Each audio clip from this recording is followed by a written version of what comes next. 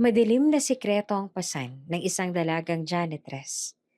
Bata pa lamang siya nang ilibing ng buhay ng sariling pamilya. At mula noon ay tinakasan niya ang lahat. Sa bawat pagwalis ng sahig sa kumpanya, dala niya ang sumpa ng nakaraan. Sumpang sinasabing magpapabagsak sa sino mang magmamahal sa kanya. Ngunit isang gabi, natuklasan ng isang makapangyarihang CEO ang kanyang kakaibang talino. At mula noon, gabi-gabi na siyang tinatawag nitong Lucky Charm. Gabi-gabing inibig ng CEO ang janitress. Hanggang sa pinahanap na lang ito nang hindi na pumasok. Paano kung konektado pala siya sa pamilyang nagtangkang ilibing ng buhay sa kanya? Bago ka pa lang sa channel neto, ibang kwento ni Ate Jane, istorya mo, ikwento mo. Huwag kalimutang pindutin ang notification bell at subscribe button.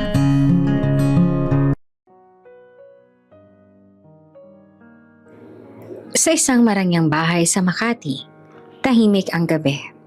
Ang ilaw ng chandelier sa sala ay naglalaro sa mga antigong kagamitan. Isang kombinasyon ng modernong estilo at tradisyonal na dekorasyon ng pamilyang Wu. Sa gitna ng katahimikan, nakatayo si Shin Yi Wu. Mahigpit ang tindig at hawak ang maliit na abaniko habang nakatitig sa lumang papel na hawak ng feng shui master. Shin, sabi ng asawa niyang si Rogelio Wu, dahan-dahan. Sigurado ka ba sa sinabi ng master? Si Shin matanda na. May pilik na matibay na buhok na itim pa rin sa kabila ng kanyang edad at kilala sa pagiging mahigpit sa tradisyon. Sabi ng master, Rogelio, hindi ito basta babala. Ang unang anak na babae daw, magdadala ng sumpa sa pamilya. Kamalasan hanggang sa kamatayan. Naramdaman ni Rogelio ang bigat ng mga salita.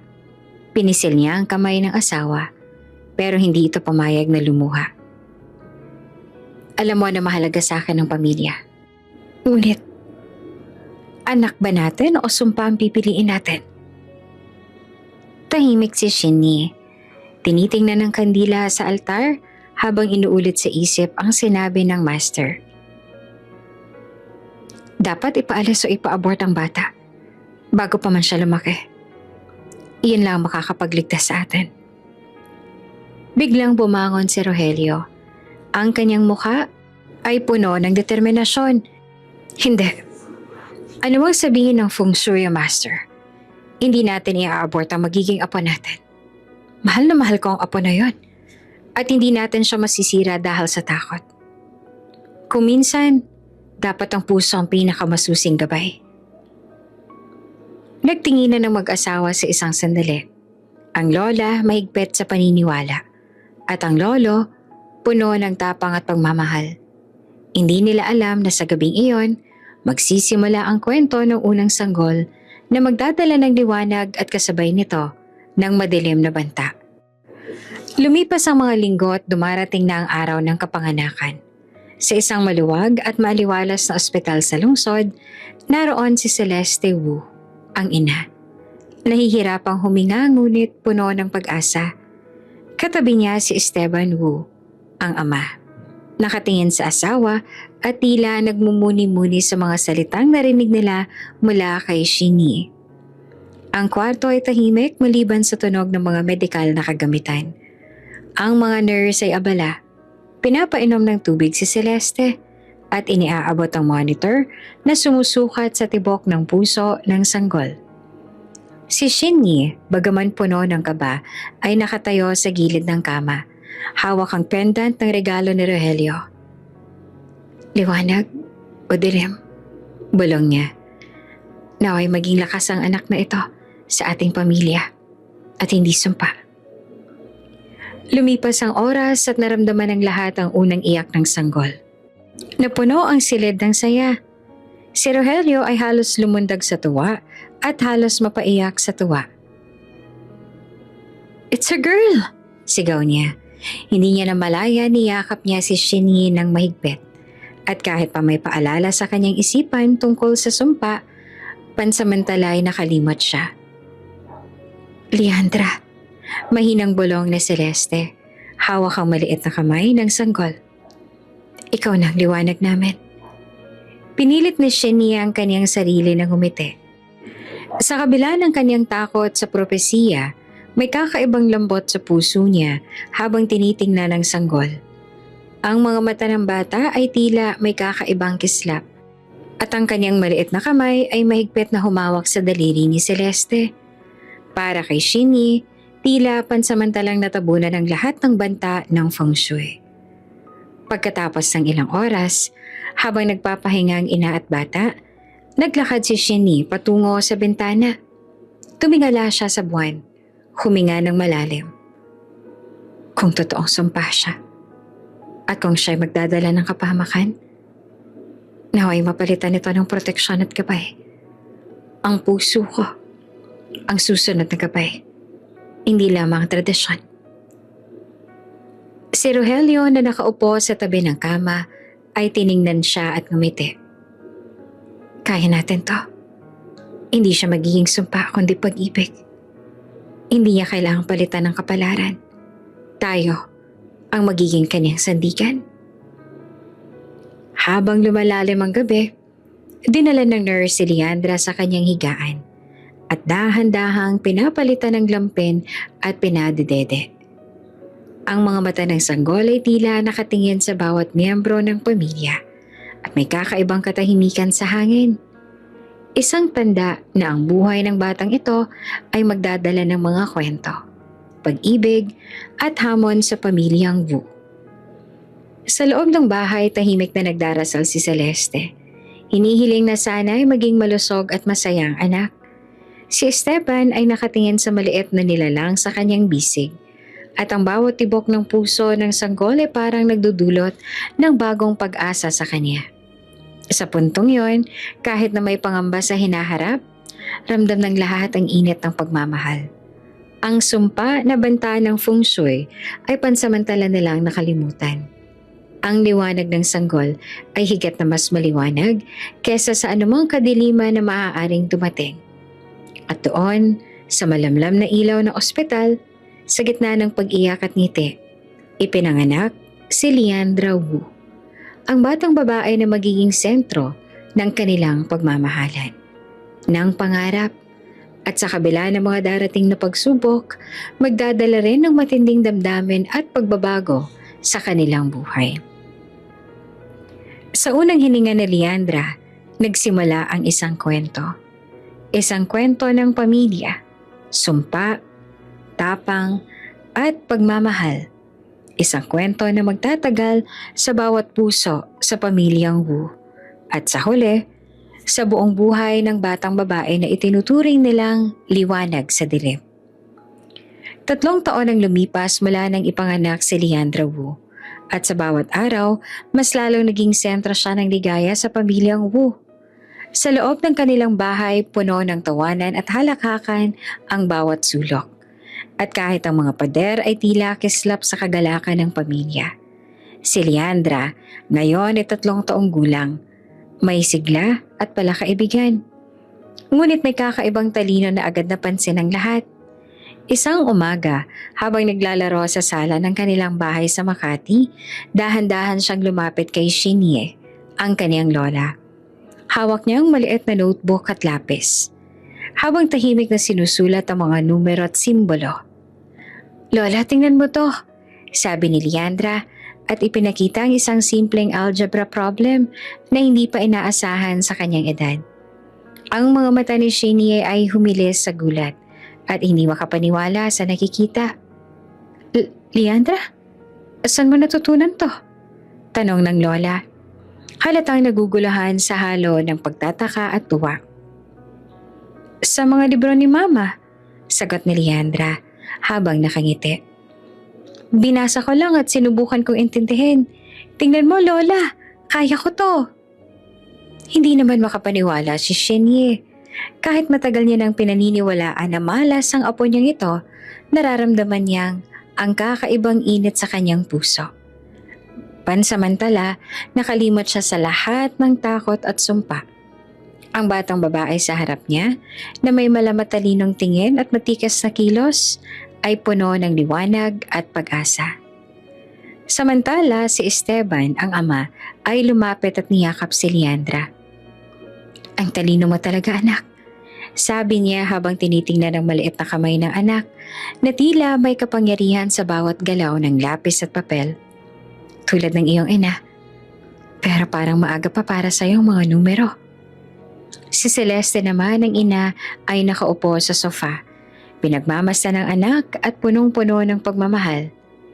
"Leandra, anak, hindi lang talino ang meron ka. Puno ka rin ng kabaitan at saya." Bulong niya, halos mapaiyak sa sobrang tuwa. Ang araw ay hindi lamang punong-puno ng laro at pagtuturo.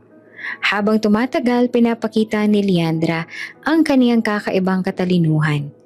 Nakakasulat na siya ng simpleng pangungusap at nakakapagbasa ng mga aklat para sa mas nakakatanda. Sa isang eksena, dinala ni Rogelio ang lolo, ang isang lumang board game na may mga numero at simpleng problema sa matematika. "Leandra, kaya mo ba ito?" tanong niya habang pinapakita ang board. "Tingnan natin, lolo," sagot ng bata. Hindi nagtagal, isa-isang inalis ni Leandra ang mga numero sa tamang posisyon at nagbigay ng solusyon sa bawat problema. Ang mata ni Rogelio ay napuno ng pagmamalaki. "Ang apo ko," bulong niya sa sarili. "May talino at pusong taglay." Sa kabila ng lahat, hindi nawala sa isip ni Shinye ang paunang babala ng Feng Shui Master. Ngunit sa ngayon, tila pansamantalang napawi ang takot. Habang nakatingin sa kanyang apo, napansin niyang may kakaibang kislap sa mata ni Leandra. Isang liwanag na nagdudulot ng init sa puso kahit may banta sa hinaharap. Lumapit si Shinny at hinaplos ang buhok ni Leandra. "Anak, alam mo ba, kahit minsan ay iniisip ko kung malas ka. Pero ngayon nakikita ko, ikaw ang liwanag namin." Tumango si Leandra at ngumiti. Hindi lubos na nauunawaan ang bigat ng sinasabi ng lola. Ngunit ramdam niya ang pagmamahal ng pagkalinga sa bawat salita. Sa puntong yon, para kay Leandra, simpleng laro at pagtuklas sa mundo ang mahalaga at hindi ang mga komplikadong propesiya. Sa hapagkainan, habang kumakain ng kanilang paboritong adobo at sinangag, patuloy ang pagtuturo ng mga magulang. "Leandra, anak, ito ang tawag sa simpleng division. Tingnan mo, kung meron kang 10 mansanas, hahatiin mo sa 5 tao." Paliwanag ni Esteban. Oo, kaya ko po," sagot ni Leandra. At dali-daling inilagay ang bawat mansanas sa kanyang maliliit na plato. Maayos na pinaghati. Nakangiti naman si Celeste at niyakap ang anak. "Ang galing mo talaga, anak," sabi niya. "Parang maliit na guro na." Sa kabilang silid, si Shinny at Rogelio naman ay nagmasid. Halatang napuno ng pagmamalaki. "Pansamantala, nakalimot ako sa lahat ng sumpa," bulong ni Shinny. Nakatingin sa batang naglalaro at nag-aaral ng walang pagod. "Ang apo na ito, Leandra, ang liwanag ng tahanan." Habang lumalalim ang hapon at nagsisimulang magbadya ang paglubog ng araw, si Leandra ay tumakbo sa hardin kasama ang kanyang maliit na aso. Tumigil siya sandali at tumingin sa mga bulaklak na namukadkad. "Ang ganda po ng mundo," bulong niya sa sarili.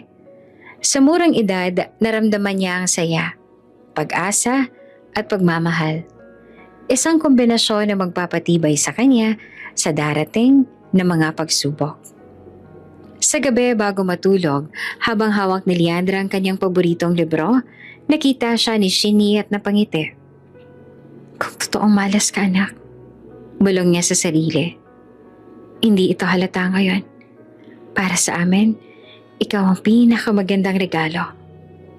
At doon natapos ang araw ng batang prodigy. Isang araw na puno ng tawa, pagtuturo, pagmamahal. Isang simula ng kwento kung paanong magiging ilaw si Leandra sa tahanan, sa kabila ng banta ng sumpa na minsang binalak ang buhay niya. 5 taon na si Leandra. Ang dating masigla at masayang pamilya Wu ay unti-unting nakaramdam ng bigat sa hangin.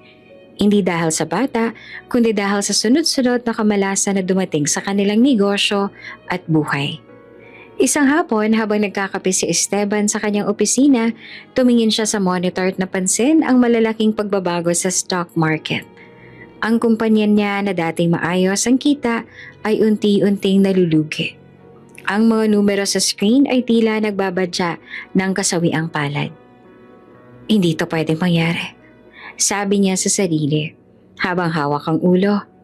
Samantala, sa kabilang silid si Shinyi naman ay abala sa pagsusuri ng ledger ng kanyang negosyo. Ang dating masagana at maayos sa trading house ay unti-unting humina. Ano ba to? Sunod-sunod na kamalasan. Bulong niya sa sarili.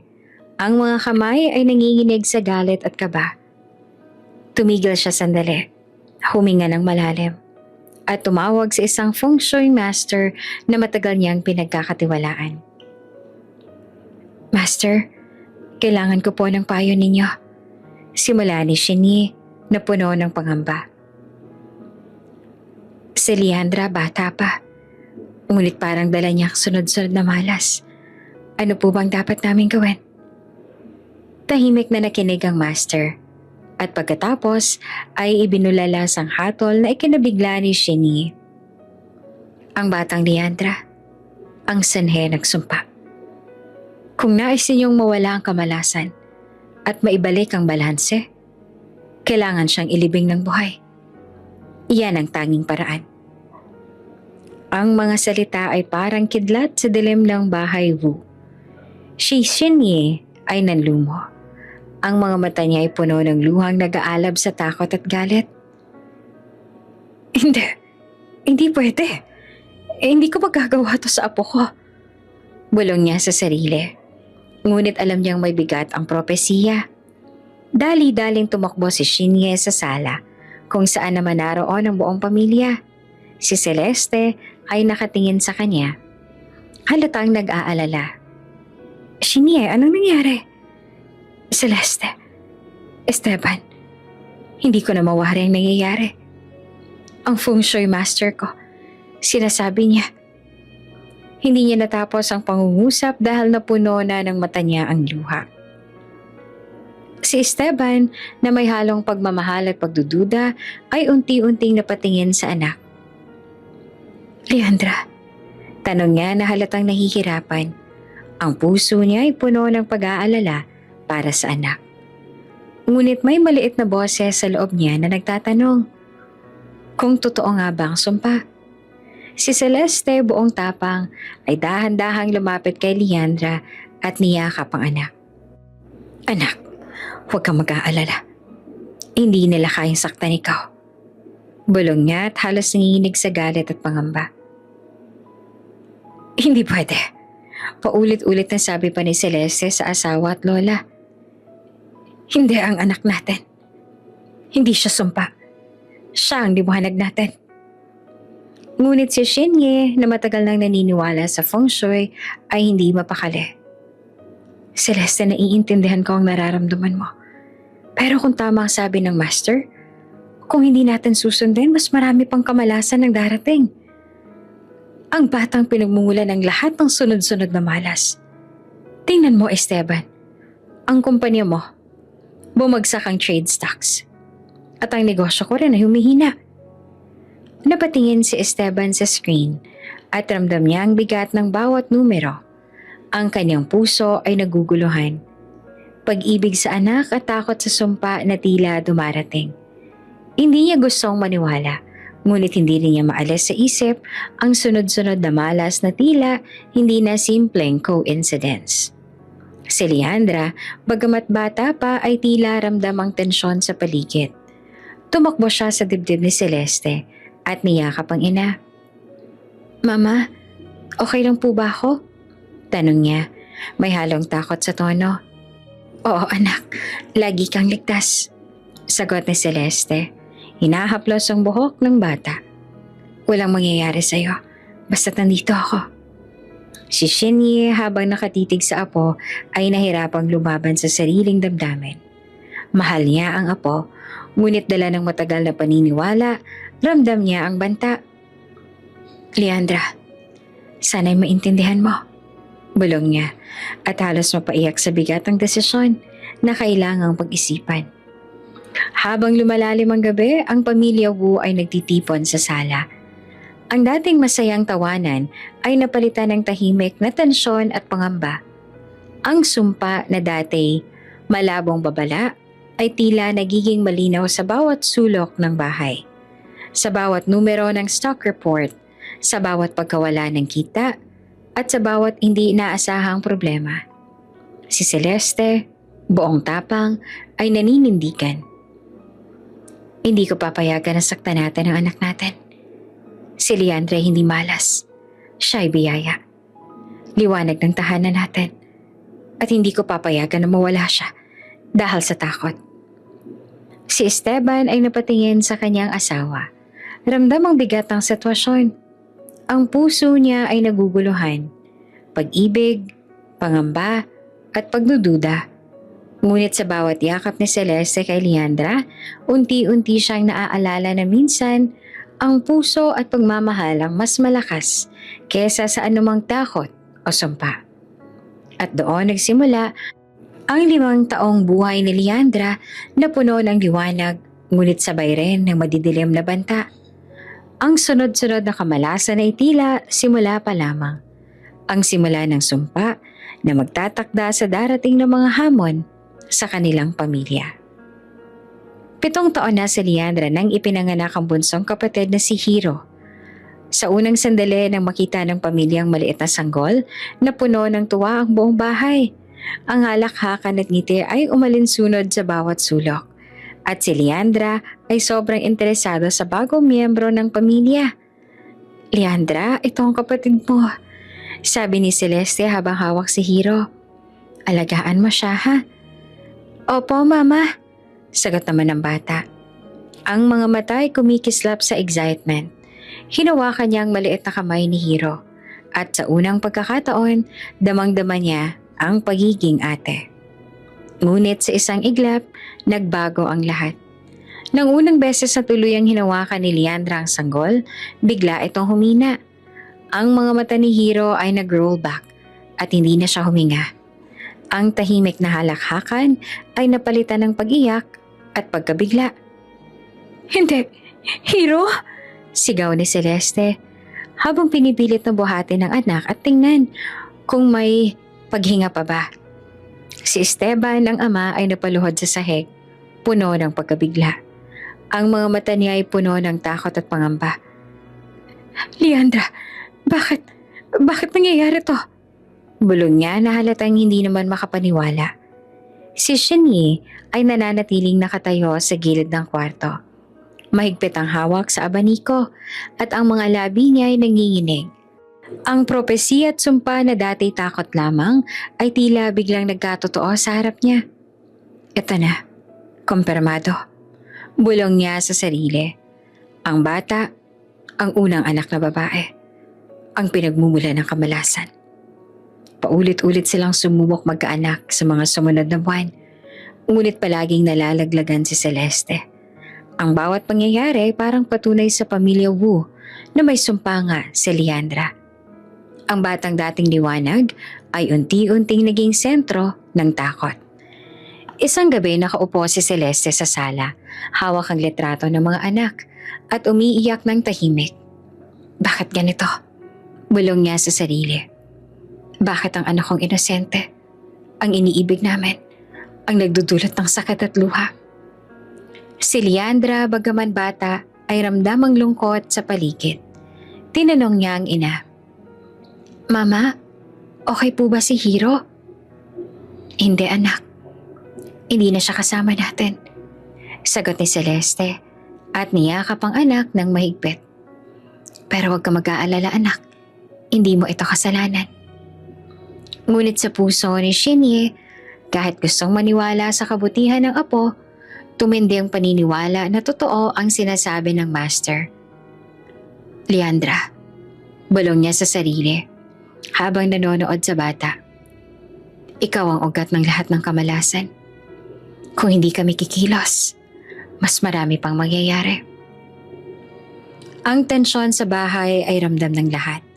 Ang dating masayang samahan ay unti-unting napalitan ng takot at pangamba. Si Esteban, bagamat mahal ang anak, ay unti-unting napuno ng pagdududa. Ang bawat hakbang ni Leandra ay sinusundan ng kakaibang tensyon. Isang araw, habang naglalaro si Leandra sa hardin, lumapit si Shinny sa kanya. Leandra anak, may mga bagay na kailangan mong maintindihan. Simula ng lola, ngunit bigla siyang huminto. Ramdam niya ang kagandahan at kabaitan ng apo. At kahit na may banta sa isip niya, nahirapan siyang ipahayag ang nakakagimbal na katotohanan. Samantala si Celeste naman ay nagpasya na ipagtanggol ang anak. Ma, tama na. Hindi naman si Leandra ang sanhi ng kamalasan. Ang ating pagmamahal at pagkalinga ang kailangan niya ngayon. Sabi niya na buong tapang. Si Esteban ay tumingin sa magkabilang babae. Ang asawa na nagmamahal sa anak at ang ina na puno ng paniniwala sa feng shui. Ang kanyang puso ay puno ng kaguluhan. Hindi ko alam kung saan ako lalapit. Mahal ko si Leandra, pero hindi ko maalis sa isip ang nangyari kay Hiro. Ang mga sumunod na linggo ay puno ng tahimik na tensyon. Ang bawat hakbang ni Leandra ay sinusundan ng mata ng lolo at lola. Ang dating masayang pamilya ay unti-unting nagiging seryoso. At sa bawat pangyayari, ang sumpa ay tila unti-unting bumabalot sa kanilang tahanan. Ngunit sa kabila ng lahat, si Leandra ay nananatiling inosente. Ang kanyang tawa ay maingat. Ang kanyang mga salita ay puno ng kabutihan. At kahit sa murang edad, alam niyang mahal siya ng kanyang pamilya. Ang liwanag ng batang ito ay nananatiling buhay kahit nasa gitna ng kadiliman at takot. At sa bawat gabi, bago matulog si Shinny ay tumitig sa bata. Mahigpit ang hawak sa pendant sa kanyang dibdib. Kung totoo o hindi man ang sumpa, sana'y maipakita mo sa amin na mali ang aming takot. Bulong niya sa sarili. At sa gitna ng pangamba, may maliit na pag-asa ng liwanag na Leandra ay hindi matitinag kahit anong malas.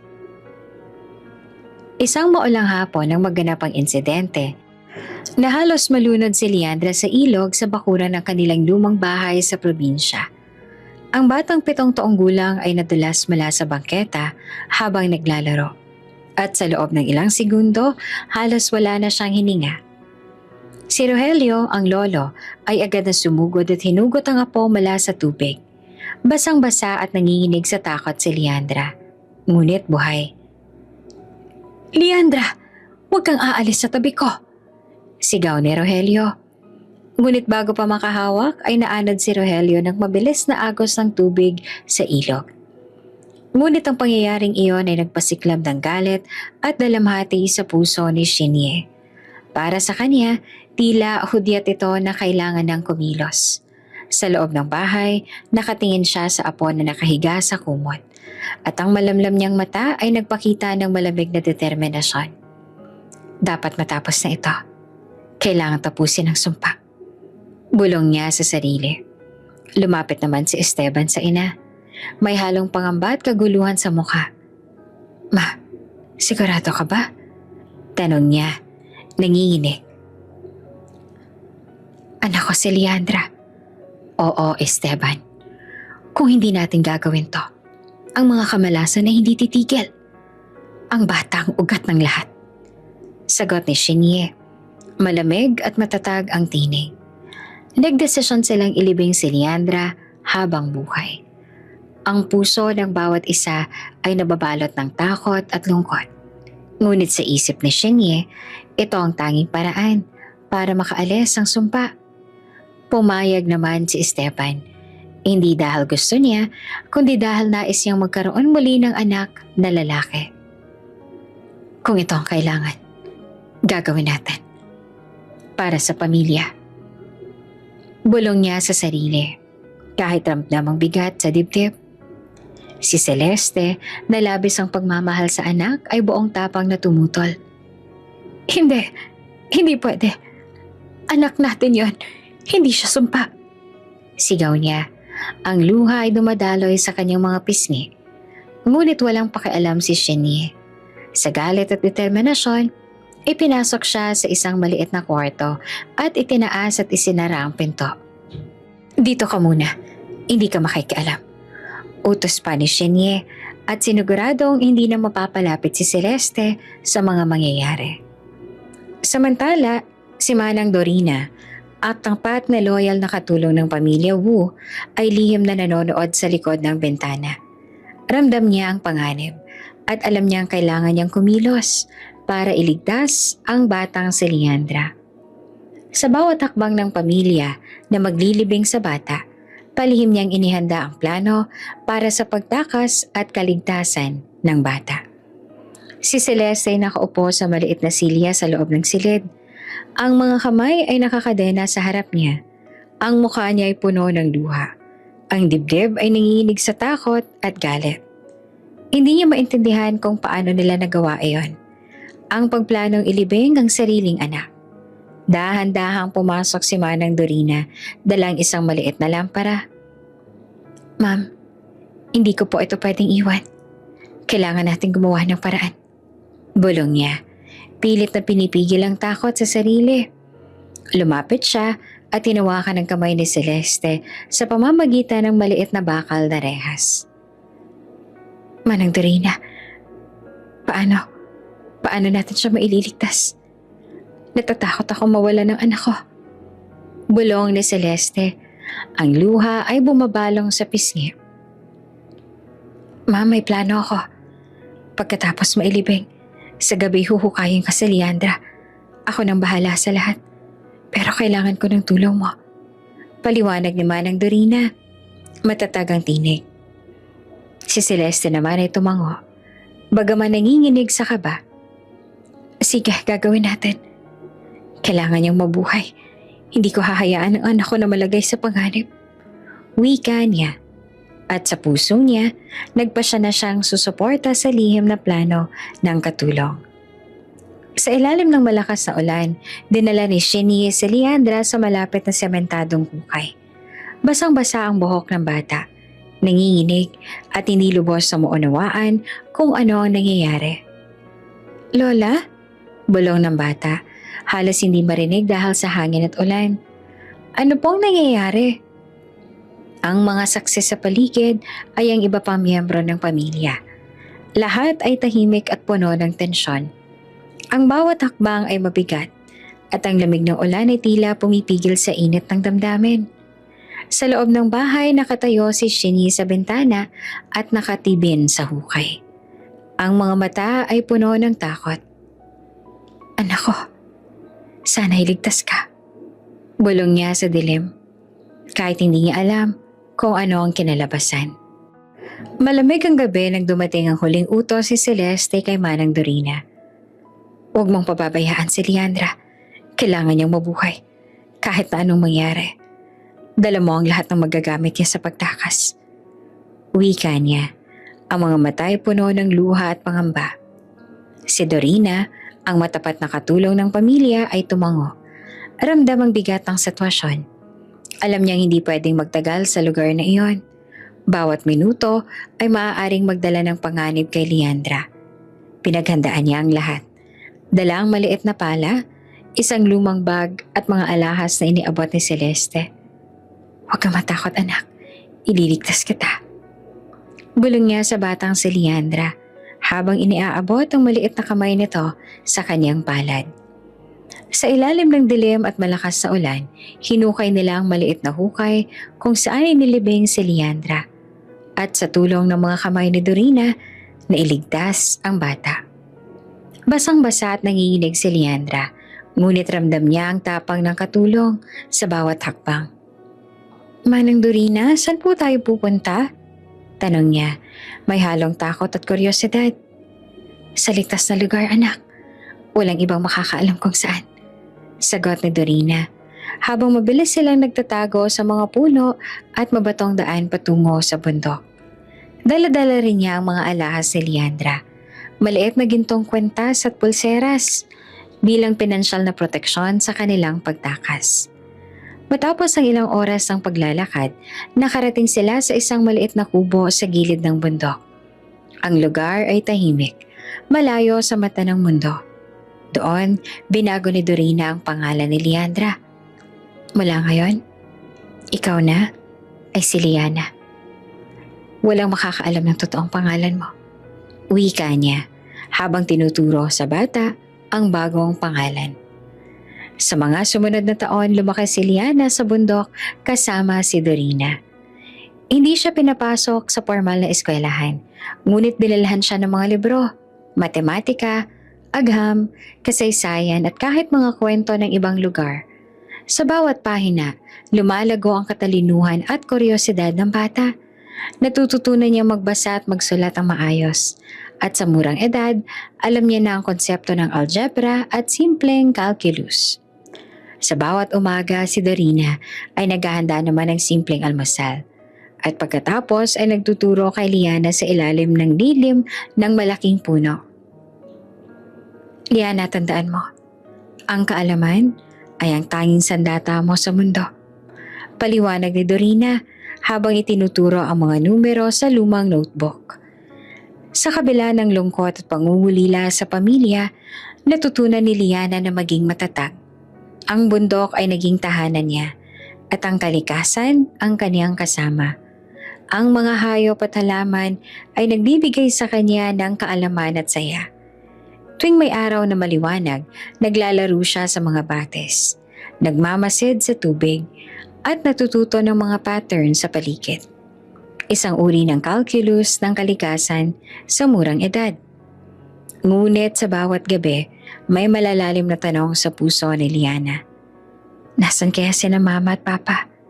Nasaan ang pamilya ko? Tanong niya sa sarili habang nakahiga sa lumang panig sa tabi ni Dorina. Hindi niya lubos na naiintindihan ang mga pangyayari noon. Ngunit ramdam niya ang pagmamahal at seguridad ng katulong. Si Dorina naman ay laging naniniwala sa pangarap ng bata. Huwag kang matakot, anak. Ang buhay mo ay mahalaga. Darating ang panahon na malalaman mo ang katotohanan at magtatagumpay ka.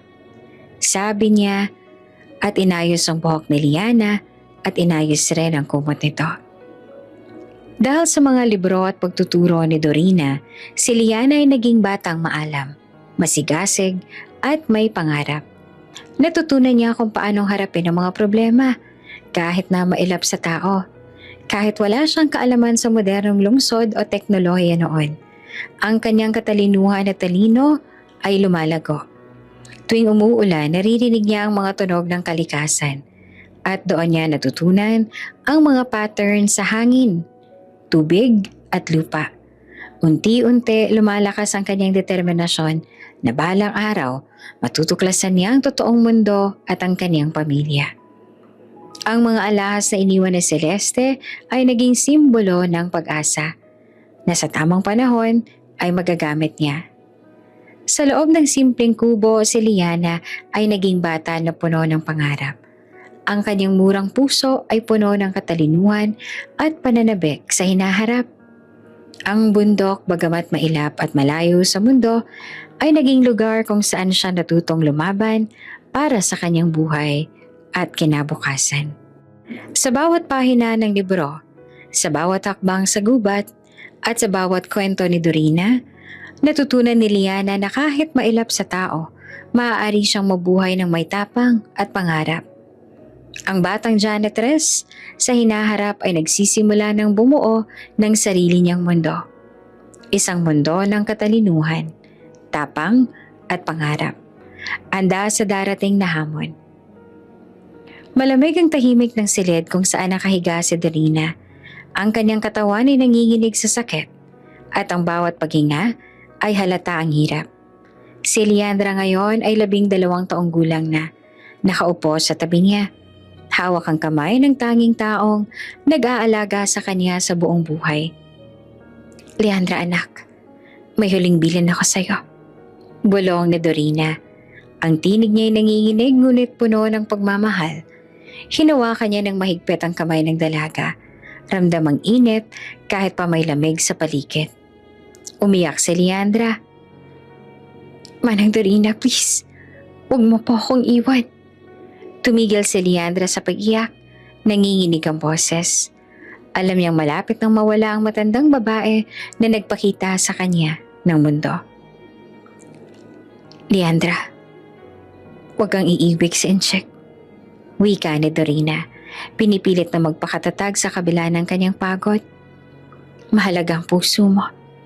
At baka may masamang mangyari kung susundin mo sila. Hindi naman naintindihan ni Leandra ang buong ibig sabihin ng babala. Ano pong Inchik? Bakit hindi siya pwedeng umibig? Ngunit hindi niya lubos na naintindihan. Ramdam niya ang bigat ng salita sa kanyang puso. Ang babala ni Dorina ay parang apoy na nag-iwan ng bakas sa kanyang murang puso. Isang paalala na may panganib sa hinaharap, pero hindi malinaw kung ano. Manang Dorina, bakit po? Bulong ni Leandra. Ang luha ay bumabaloy sa kanyang pisngi. Hinawakan niyang mahigpit ang kamay ng matanda para hindi siya handang pakawalan. Leandra, ang buhay mo ang pinakamahalaga. Tandaan mo, ang katalinuhan at tapang mo ang magdadala sa iyo sa mundo. Wika ni Dorina. Huminga siya ng malalim at ngumiti kahit ramdam ang sakit. Ngayon, kailangan mo nang magpatuloy, magpakatatag at hanapin ang sariling kapalaran. Ang mga mata ni Leandra ay puno ng luha. Hindi ko po kaya mawala kayo. Iniyakan niya ng labis. Nanginginig ang buong katawan. Anak, kailangan mong mabuhay para sa sarili mo. Para sa lahat ng magagawa mo. Sagot pa ni Dorina. Ang tinig ay napakatinig ngunit puno ng pangunawa. Ngayon, ako'y magpapahinga. At sa oras na mawala ako, kailangan mong maglakbay.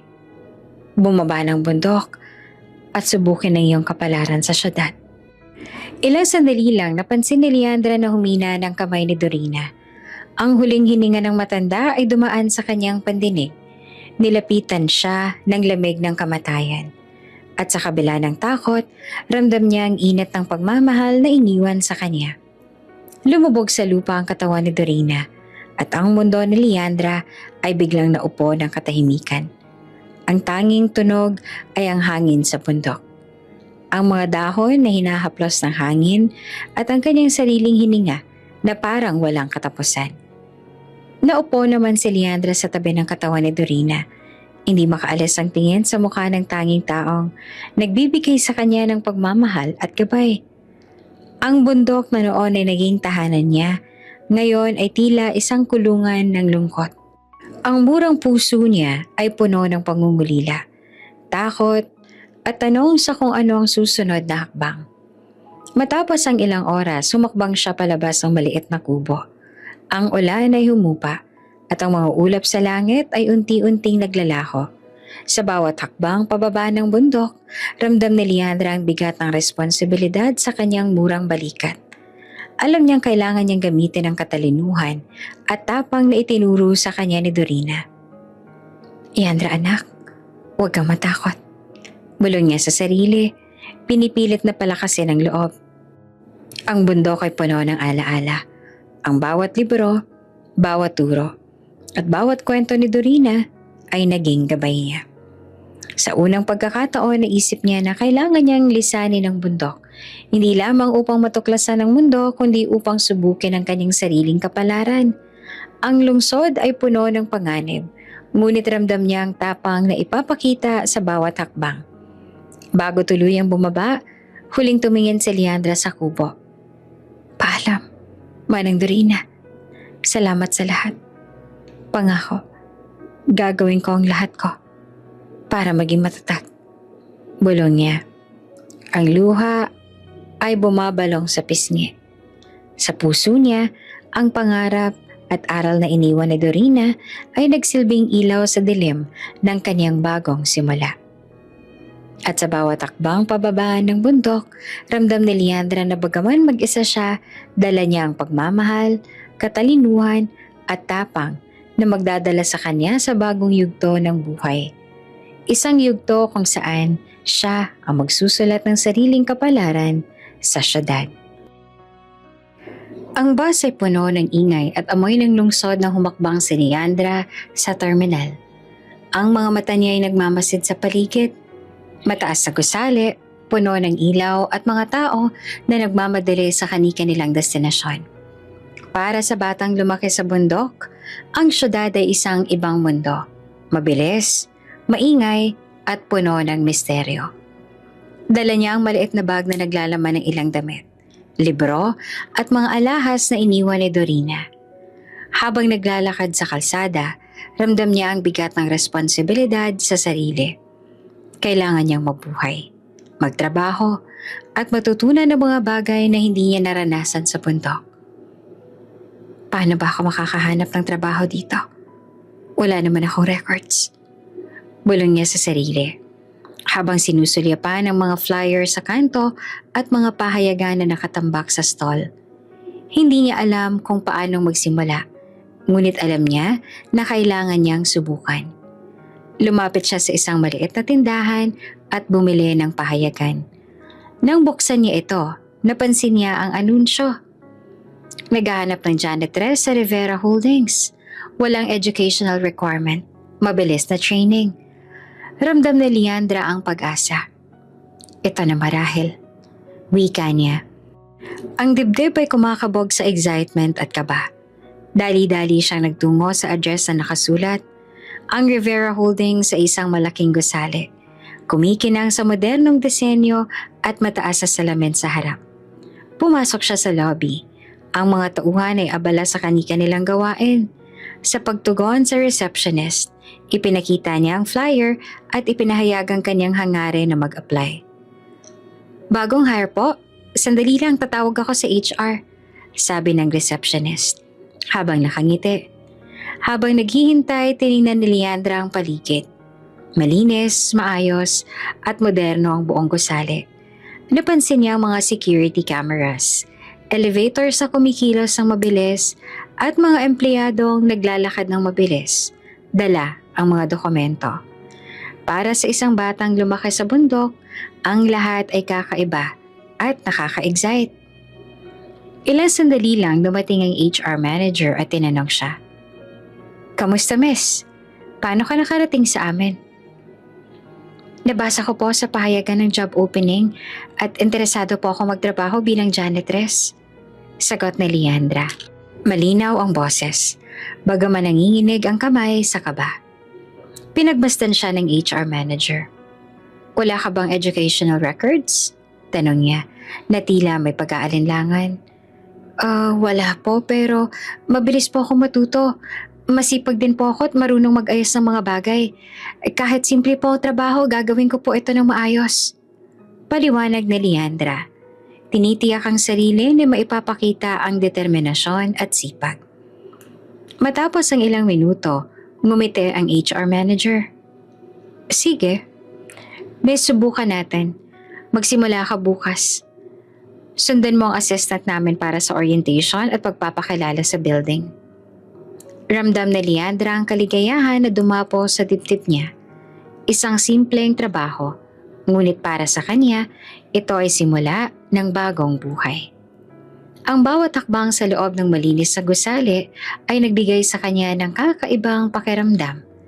Isang pagkakataon na magsimulang muli at marahil mas mapalapit sa sagot ng kanyang nakaraan. Pagkatapos ng orientation, naglakad siya sa paligid ng gusali. Nakita niya ang mga empleyado na nagkatuwaan sa break room, ang mga conference room na puno ng mahahalagang meeting at ang opisina na may modernong computer at dokumento. Para kay Leandra, ang lahat ay bago at kamangha-mangha. Kinaumagahan, oras na ng kanyang trabaho. Habang naglilinis sa isang conference room, napansin niya ang isang malaking chart ng stocks at trading data sa isang monitor. Ang mga numero ay pamilyar sa kanya. Natutunan niya ito mula sa libro ni Dorina.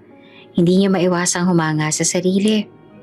Ramdam niya na kahit lumaki siya sa bundok, ang katalinuhan at kaalaman ay dala-dala niya sa bawat hakbang. Sa maliit na silid ng janitorial, naglatag siya ng mga kagamitan. Mop, walis, at cleaning solutions. Habang nililinis niya ang sahig, napaisip siya, baka ito na ang simula ng pagbabago sa buhay ko. Hindi niya alam na ang simpleng trabaho bilang janitress ay magiging pintuan para matuklasan ang kanyang nakaraan. Ang pamilya at ang kapalaran na matagal nang tinatago sa kanya. Sa gabi, pauwi na si Leandra sa kanyang maliit na inuupahang kwarto. Habang nakaupo sa gilid ng kama, tiningnan niya ang mga alahas si Dorina na dala niya pa rin. Ang bawat isa ay simbolo ng pag-asa, determinasyon at pagmamahal. Pinangako niya sa sarili, magpapatuloy ako, magiging matatag, at gagawin ko ang lahat para sa sarili ko. At sa kabila ng lungkot at pangungulila, may kakaibang pag-asa na kumikislap sa mga mata ni Leandra. Ang lungsod ay puno ng panganib at pagkakataon. Ngunit ramdam niya na sa bawat hakbang, unti-unti niyang mabubuo ang daan patungo sa kanyang kinabukasan. Ang simpleng trabaho bilang janitress ay nagsilbing simula. Isang hakbang sa paglalakbay ng isang batang babae na handang harapin ang mundo. Mag-iisang linggo na si Leandra sa kanyang pinapasukan. Tahimik ang gabi sa loob ng Rivera Holdings. Ang ilaw ng mga opisina ay nagliliwanag sa malaking bintana. Habang si Leandra ay naglilibot, dala ang walis at timba. Sa bawat hakbang niya ay maingat. Sinusunod ang routine na itinuro sa kanya sa unang linggo. Habang nililinis ang isang malaking conference room, napansin niya ang isang matinding ekspresyon ng galit sa kalapit ng opisina. Nakaupo sa harap ng maraming monitor, si Donato Rivera, ang CEO ng kumpanya na nakatitig sa mga bumagsak na trade stocks. Ang kanyang mga kamay ay malakas na kumikindat sa mesa at ang mga mata ay hindi mapakali, puno ng stress. Hindi naman napigilan ni Leandra ang sarili. Sa isang mahinang boses ay bulong niya, base sa probability ng statistics, may pattern po sa pagbagsak ng stocks. Kung titignan natin ang trend sa nakaraang linggo, pwede natin mapredict kung saan pupunta ang market bukas. Lumingon si Donato. Ang mga mata niya ay nagulat at bahagyang napalunok. Sino ka? Tanong niya na ang boses ay may halong pagkagulat at pagkaintriga. Po, janitress po ako. Pero interesado po ako sa math at economics. Natutunan ko po ang analysis sa mga libro na binili ng lola ko. Paliwanag ni Leandra. Medyo nanginginig sa kaba, ngunit malinaw ang boses. Si Donato ay napasandal sa upuan. Ang kilay niya ay nakataas sa hindi maipaliwanag na pagkagulat. Janitress, na marunong mag-analyze ng stocks? Bulong niya sa sarili. Pagkatapos ay muling tumingin kay Leandra. Anong pang alam mo? Si Leandra ngayon ay nakatayo na ng matuwid. Hinawakan ng walis bilang suporta sa sarili. Marunong po ako ng basic calculus, algebra at probability. Kahit po wala akong formal na edukasyon, natutunan ko po sa sarili ko at sa mga librong iniwan sa akin ng lola ko. Naglakad si Donato palapit sa kanya. Tiningnan siya mula ulo hanggang paa. Ang dalaga ay maliit ang pangangatawan, ngunit ramdam ang determinasyon at katalinuhan sa kanyang mga mata. At sinong nagsabi sa'yo na pwede mong ipahayag ito sa akin, janitress? Tanong niya. May halong ngiti na nagtatago sa likod ng seryosong ekspresyon. Hindi po ako nakapagpigil. Nakita ko po na nahihirapan kayo kaya gusto ko po sanang makatulong. Sagot ni Leandra. Medyo kinakabahan ngunit matatag. Si Donato naman ay tumigil sa harap niya, hawak ang braso sa likod. Nakakabilib. Kakaibang bravery para sa isang janitress. Tiningnan niyang muli ang monitor. Sige, Ipakita mo sa akin ang analysis mo. Kung tama ka, baka mas marami tayong matututunan sa'yo. Si Leandra naman ay ngumiti, hindi dahil sa papuri, kundi dahil sa pagkakataong maipakita ang kaniyang kaalaman. Dahan-dahan niyang inilatag ang kanyang interpretation sa mga graphs, numerical patterns, at statistical trends. Habang nagsasalita, ramdam niya ang excitement. Ang ideya na kahit janitress lang siya, may alam siya na mahalaga sa isa sa pinakamakapangyarihang tao sa kumpanya. Ang ginagawa ko po, base sa pattern ng huling 2 linggo, pwede po nating i-anticipate ang paggalaw ng stock sa susunod na araw. May maliit na risk pero mataas ang posibilidad na makabawi ang portfolio. Paliwanag niya ng malinaw, gamit ang simpleng salita, ngunit tumpak sa detalye. Napahinto naman si Donato sa paghinga. Napansin niya ang talino at focus ni Leandra at ang kakaibang paraan ng bata sa pag-intindi ng numero at trends. Impressive. Saan mo naman natutunan to? Tanong niya na halos hindi makapaniwala. Self-study po. Sa mga librong iniwan po sa akin ng lola ko. Sagot ni Leandra. Mahinhin ngunit may determinasyon. Wala akong guro pero sinusubukan ko pong intindihin at i-apply sa totoong sitwasyon. Si Donato ay huminga ng malalim. Ang dating galit na ekspresyon ay unti-unting napalitan ng paghanga. Talaga? Janitress ka lang. Pero may utak at bravery. Marami dapat ako matutunan sa iyo. Anong pangalan mo? Liana po. Tugon ng dalaga. Si Liana ay napangiti. Inalala niya ang sabi ni Dorina na huwag sabihin ang totoo niyang pagkakakilanlan. Napangiti ang dalaga sa mga nangyayari ngayon sa kanya, hindi lamang sa papuri, kundi sa damdamin na may napapansin siyang bagong pagkakataon. Ang simpleng paglilinis sa gabi ay nauwi sa isang eksena na nagbukas ng bagong daan. Isang pintuan para sa kanya upang maipakita ang katalinuhan at marahil matuklasan ang mas malalim na misteryo ng kumpanya at ng kaniyang kapalaran. At sa gabing iyon, habang bumabalik sa janitorial closet, ramdam ni Leandra na unti-unti niyang nabubuksan ang pinto ng pagkakataon. Ang dating simpleng trabaho ay nagsisilbing simula para makilala ang CEO. At sa hindi inaasahang paraan, maipapakita niya ang talino at tapang na itinuro sa kanya ni Dorina sa bundok. Lumipas ang ilang linggo mula ng unang gabing nakilala ni Leandra si Donato, ang simpleng janitorial shift ay nagbago na. Hindi lamang dahil sa trabaho, kundi dahil sa pagkakataong makatulong sa isang tao na dati malayo sa kanyang mundo. Gabi-gabi matapos ang kanyang regular shift, tinatawag siya ni Donato sa executive office. Ang ilaw ng opisina ay mahina, ngunit malinaw ang mga screen ng computer. Punong-puno ng graphs, trading data, at projections. Liana, simula ni Donato isang gabi. Pansinin mo to. Base sa analysis mo kahapon, tamang intuition mo sa pattern ng stocks. Gusto kong tulungan mo akong i-forecast ang market para sa susunod na linggo. Nakangiti naman si Leandra, kahit bahagyang kinakabahan. Opo sir, tignan po natin ang trends at probabilities. Habang inaayos niya ang mga numero, ramdam niya ang init ng pagtingin ni Donato. Hindi lamang bilang boss, kundi parang may paghanga sa kanyang talino. Habang pinapaliwanag ni Leandra ang kanyang analysis, nagulat siya sa dami ng tanong ni Donato. Paano mo nakuha ang correlation dito? At anong epekto ng bagong policy sa performance ng stock?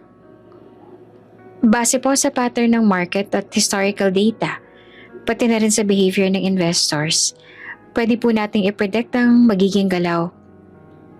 Kung gagawin po natin ang strategy na to, mataas ang posibilidad na tumaas ang profit. Sagot ni Leandra. Malinaw at maingat sa bawat salita. Nagulat si Donato sa linaw at tapang ng dalaga sa pagpapaliwanag. Sa kanyang isip, Baka nga ito ang lucky charm ng kumpanya. Simula nang pumasok siya, sunod-sunod na ang swerte. Ang dami ng projects na dati nahihirapan silang tapusin. Ngayon ay mabilis na at mas maayos na dahil sa insight ni Leandra. Talaga namang kahanga-hanga ka, Leandra. Wika ni Donato. Ang boses ay puno ng paghanga. Hindi ko akalain na isang janitress lang ang may ganitong katalinuhan. Ngumiti si Leandra, bahagyang nahiya. Salamat po, sir. Nais ko lang po makatulong kahit papaano. Habang nagpapatuloy ang gabi, ramdam ni Leandra ang kakaibang tensyon. Hindi niya alam na unti-unti na siyang nagiging espesyal sa mata ng CEO. Ang bawat pagtitig na Donato sa kanya ay tila may kahulugan. Hindi lamang bilang empleyado kundi bilang isang taong may halaga sa kanya. Isang gabi, habang inaayos niya ang mga dokumento sa desk, napansin niya ang isang maliit na ngiti ni Donato. Yana, may bago akong pangalan para sa'yo. Wika niya. Ang tono ay may bahid ng biro ngunit seryoso sa kahulugan. Pangalan po? Usisa ni Leandra. Nagtaka sa kakaibang seriousness ng CEO. Lucky Charm, sagot ni Donato ng may ngiti. Simula nang pumasok ka sa kumpanya, parang may magic. Lahat ng problems natin, unti-unting nagiging manageable. Kaya ikaw na magiging lucky charm namin. Napangiti naman si Leandra. Hindi siya makapaniwala sa narinig. Ako po? Lucky charm? Tawa niya ng mahina, bahagyang nahihiya.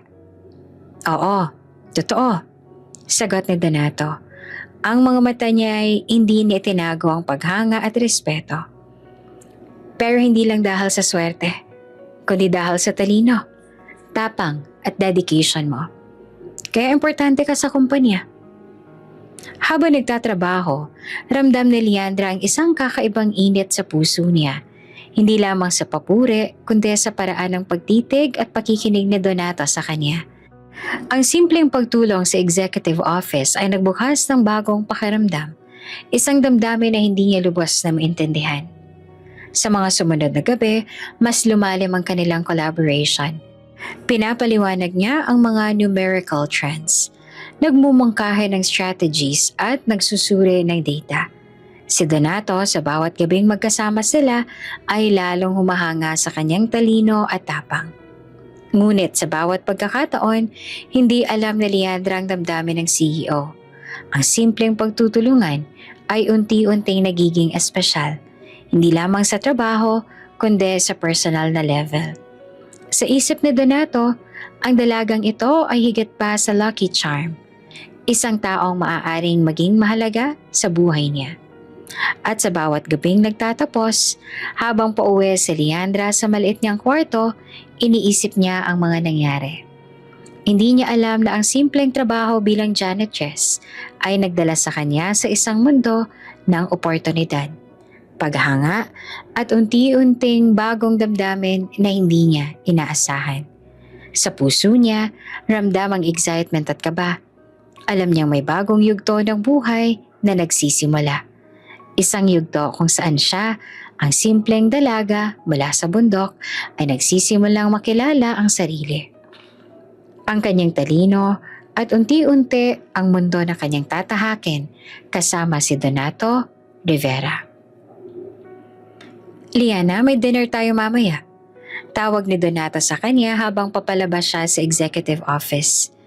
Investors dinner. Kailangan mong samahan ako. Napansin ni Leandra ang pagbabago sa tono ng boses ni Donato. Seryoso ngunit may bahid ng excitement. Opo sir, handa po ako, sagot niya. Bahagyang kinakabahan ngunit nakangiti. Paglabas nila, dali-dali silang pumunta sa isang boutique sa upscale district. Ang shop ay punong-puno ng eleganteng gown, high heels at mga accessories na kumikislap sa ilaw. Binuksan ni Donato ang isang private section para sa kanya. Tila may espesyal na plano. Dahil sa imahe mo sa opisina, medyo kailangan nating i-level up ang look mo para sa dinner. Wika ni Donato. May ngiti na hindi niya itinago. Luminga naman si Liana. Medyo nahihiya sa ideya. Opo, pero hindi po ba masyadong formal? Trust me. Sagot naman ni Donato na bahagyang tumawa. Gusto ko lang makita ang buong potensyal mo. May sorpresa ako sa'yo. Pinili nila ang mga damit na simple pero elegant. Isang fitted gown na tumutugma sa kulay ng buhok at balat ni Leandra. Habang siya'y sinusukat at pinapaganda, sinamahan siya ng stylist sa bagong hairstyle. Straightened na nagbigay ng natural glow sa mukha niya. Ang simpleng makeup ay nag-highlight sa kanyang mga mata at ngiti. Hindi nagpapa-over sa pagiging dalaga niya. Habang nakatingin sa salamin, hindi naman mapigilan ni Leandra ang sarili. Hindi po ako sanay sa ganito. Bulong niya sa stylist, ngunit may kakaibang ngiti sa labi. Liana, tingnan mo nga sarili mo. Wika ni Donato at lumapit sa kanya. Hindi lang ito tungkol sa fashion. Ito ay tungkol sa confidence mo. Nakikita ko ang tapang mo at gusto kong mas maramdaman mo ito. Nang matapos ang makeover, tumigil si Leandra sa harap ng buong mirror. Ang dating simpleng janitress na nakikita niya sa salamin ay napalitan ng isang eleganteng dalaga na may aura ng sophistication at grace. Hindi niya lubos akalain na ganito siya tignan sa mata ng iba. Si Donato sa kabilang banda ay hindi naman makatingin sa ibang bagay kundi sa kanya.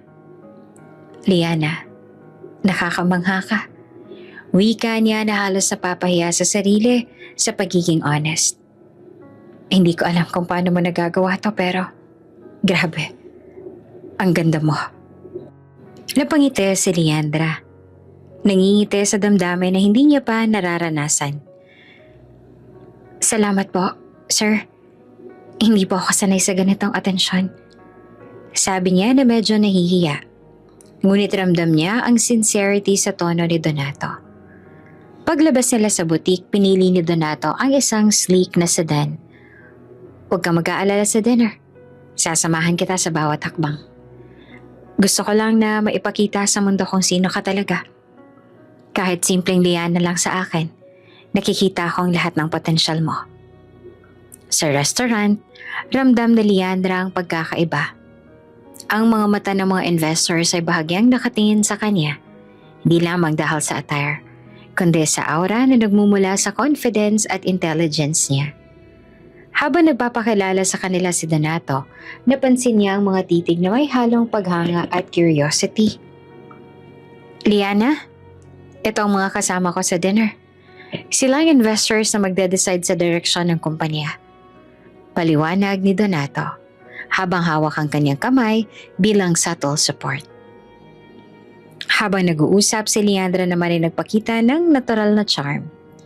Hindi lamang kagandahan ang kitang-kita sa kanya. Ang kaalaman, elegance at pagiging approachable niya ay nagdala ng atensyon ng bawat isa. Si Donato ay lihim na humanga.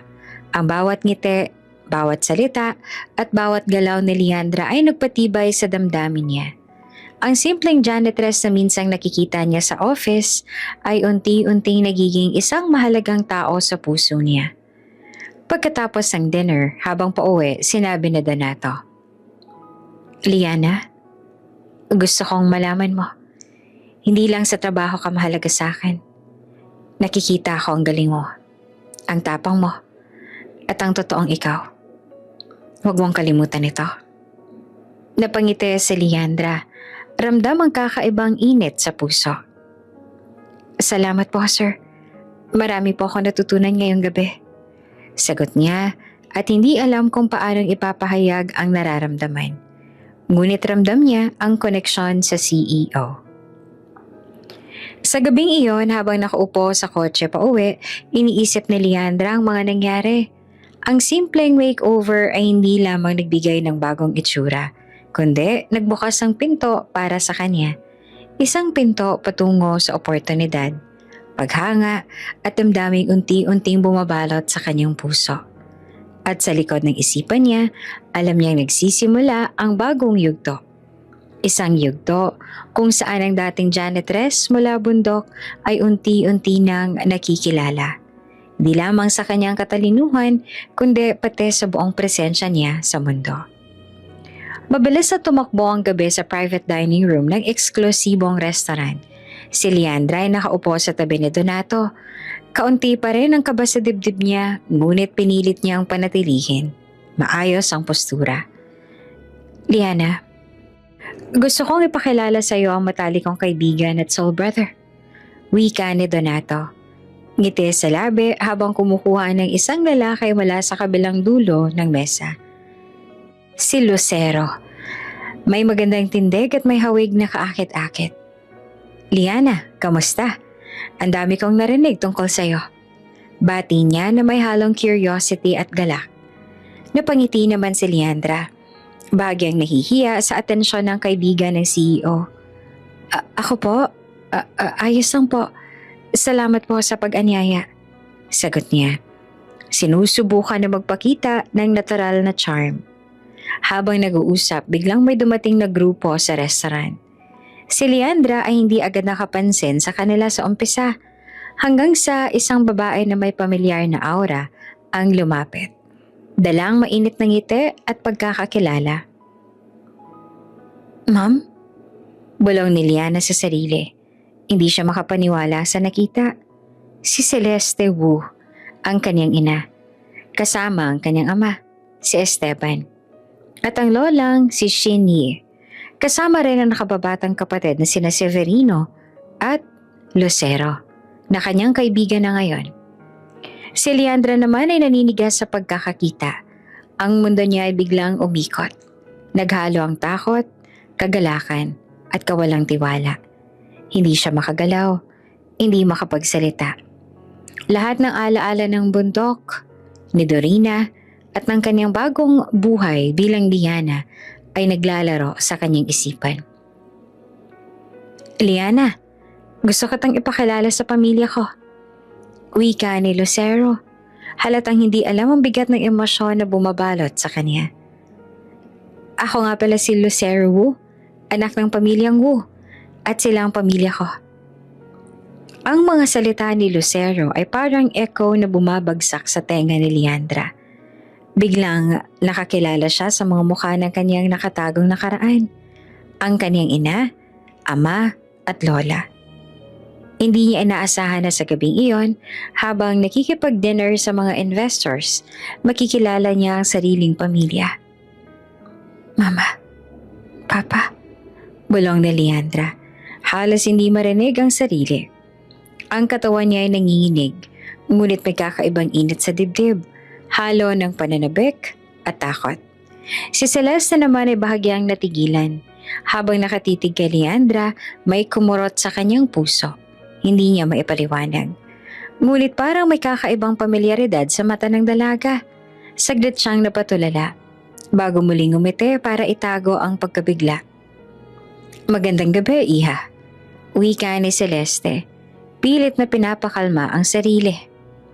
Ngunit para kay Leandra, ang simpleng pagbati na iyon ay parang isang palad na muling nagbukas ng sugat. Nananatili siyang tahimik. Pinipilit huwag ipahalata ang nanginginig niyang kamay. Sa loob-loob niya, iisang sigaw ng kanyang isip. Silang pamilyang nag-iwan sa akin sa hukay. Sa loob ng restaurant, sa gitna ng mga ilaw at tahimik na musika, ramdam na Liana ang kakaibang koneksyon. Isang halo ng takot, pananabik at pag-asa. Ang gabing iyon ay simula na ng bagong kabanata sa kanyang buhay. Ang muling pagkikita ng pamilyang iniwan siya sa hukay, ang pagbabalik sa nakaraan, at ang unti-unting pagharap sa nakaraan na dati niyang itinago sa bundok bilang Leandra. Mainit ang ilaw sa function hall ng hotel kung saan ginanap ang investors' dinner. Habang masayang nag-uusap ang mga tao, parang may sarili namang mundo si Leandra. Kanina pa siya nanlalamig kahit puno ng init ang paligid. Ang bawat titig niya kay Celeste Wu ay parang karayom na tumutusok sa puso niya. Matamis, ngunit masakit. Sa gitna ng tawanan at mga toast, may ilang pagkakataon na napapansin niyang nakatitig sa kanyang ina. Minsan, mabilis lang ang tingin. Ngunit sapat na iyon para maramdaman ni Leandra na may kakaibang kuryenteng dumadaloy sa pagitan nila. Liana, napakatalino mo naman. Biglang wika ng isang elder Wu matapos marinig ang paliwanag niya tungkol sa simple pero matalim na analysis ng market trends. Kung hindi mo sinabi, hindi ko iisiping janitress ka lang. Nag-init ang pisngi ni Leandra. Napatingin siya kay Donato na nakatingin lang. Tila ipinagmamalaki siya. Pero bago pa siya makasagot, muling nagsalita si Celeste. Talagang may mga tao na kahit saan ilagay, nagniningning.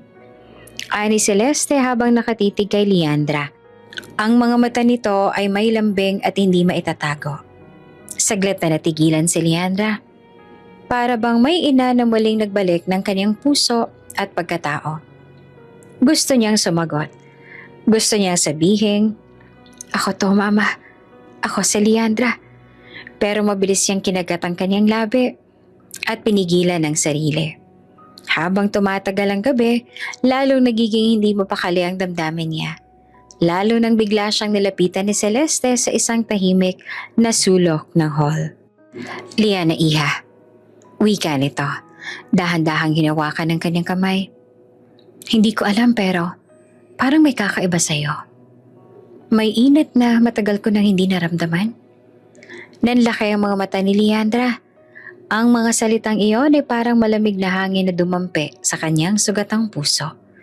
Hindi niya alam kung ano ang isasagot, kaya ngumiti na lang siya ng tipid.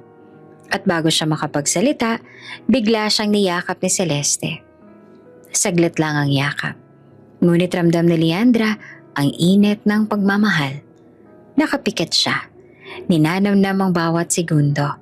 Para siyang batang muling nakahanap ng tahanan. Ngunit sa parehong oras, isang matinding takot ang bumabalot sa kanya. Paano kung malaman nila ang totoo? Paano kung muli siyang itakwil?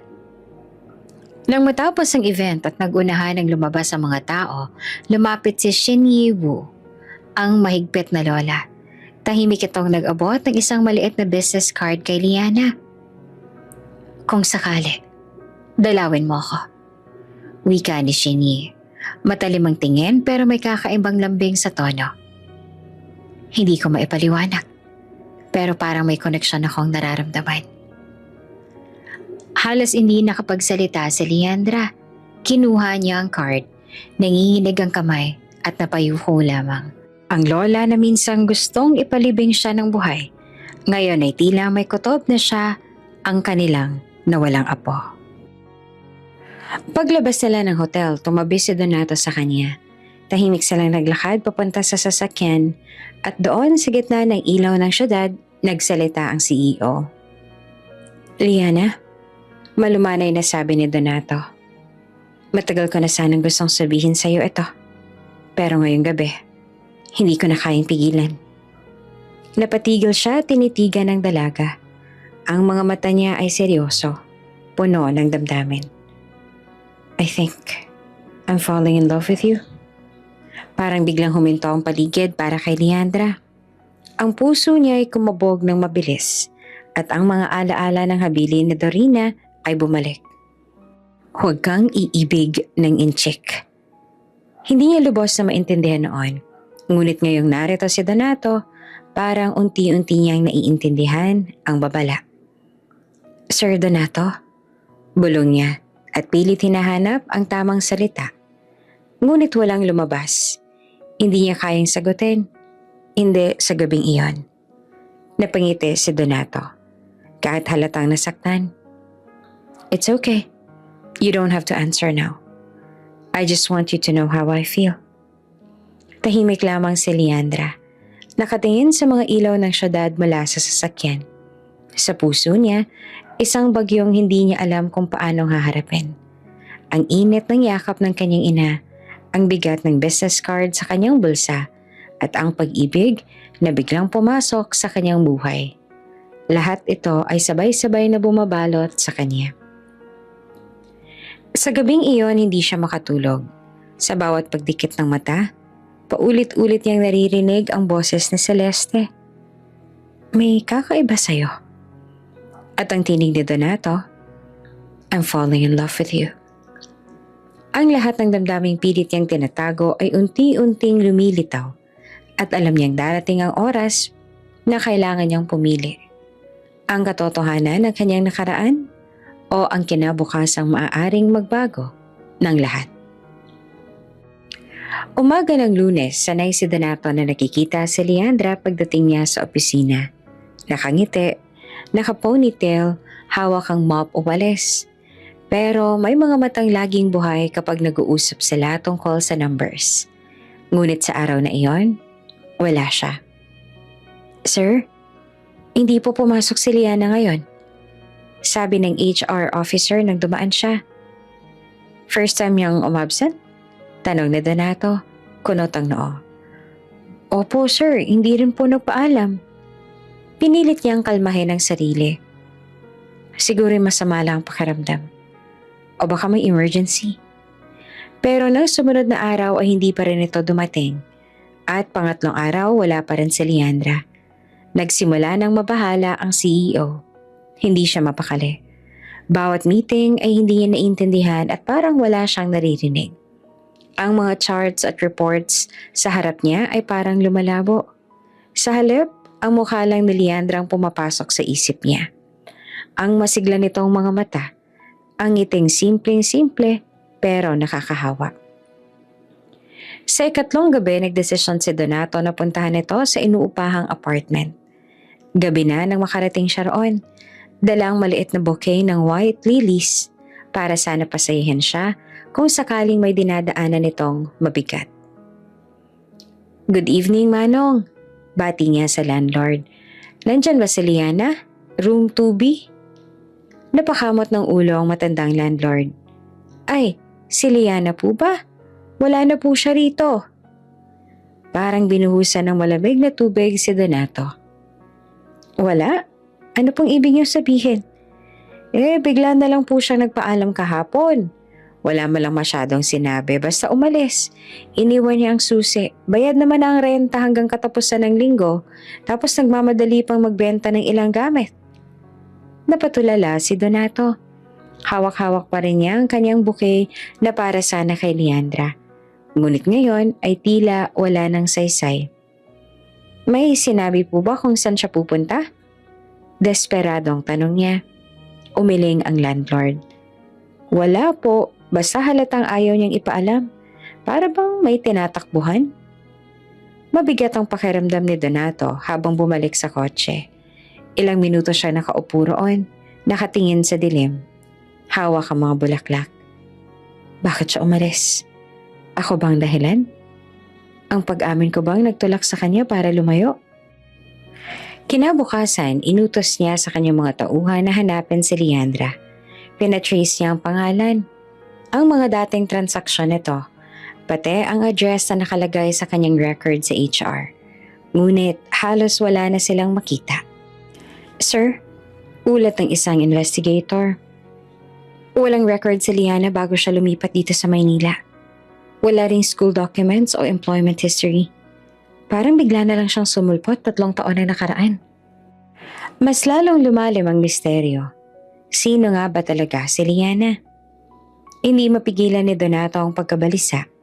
Hindi lang dahil nawala ang babaeng tinatawag niyang Lucky Charm, kundi dahil naramdaman niya na parang may mas malalim pa itong tinatago.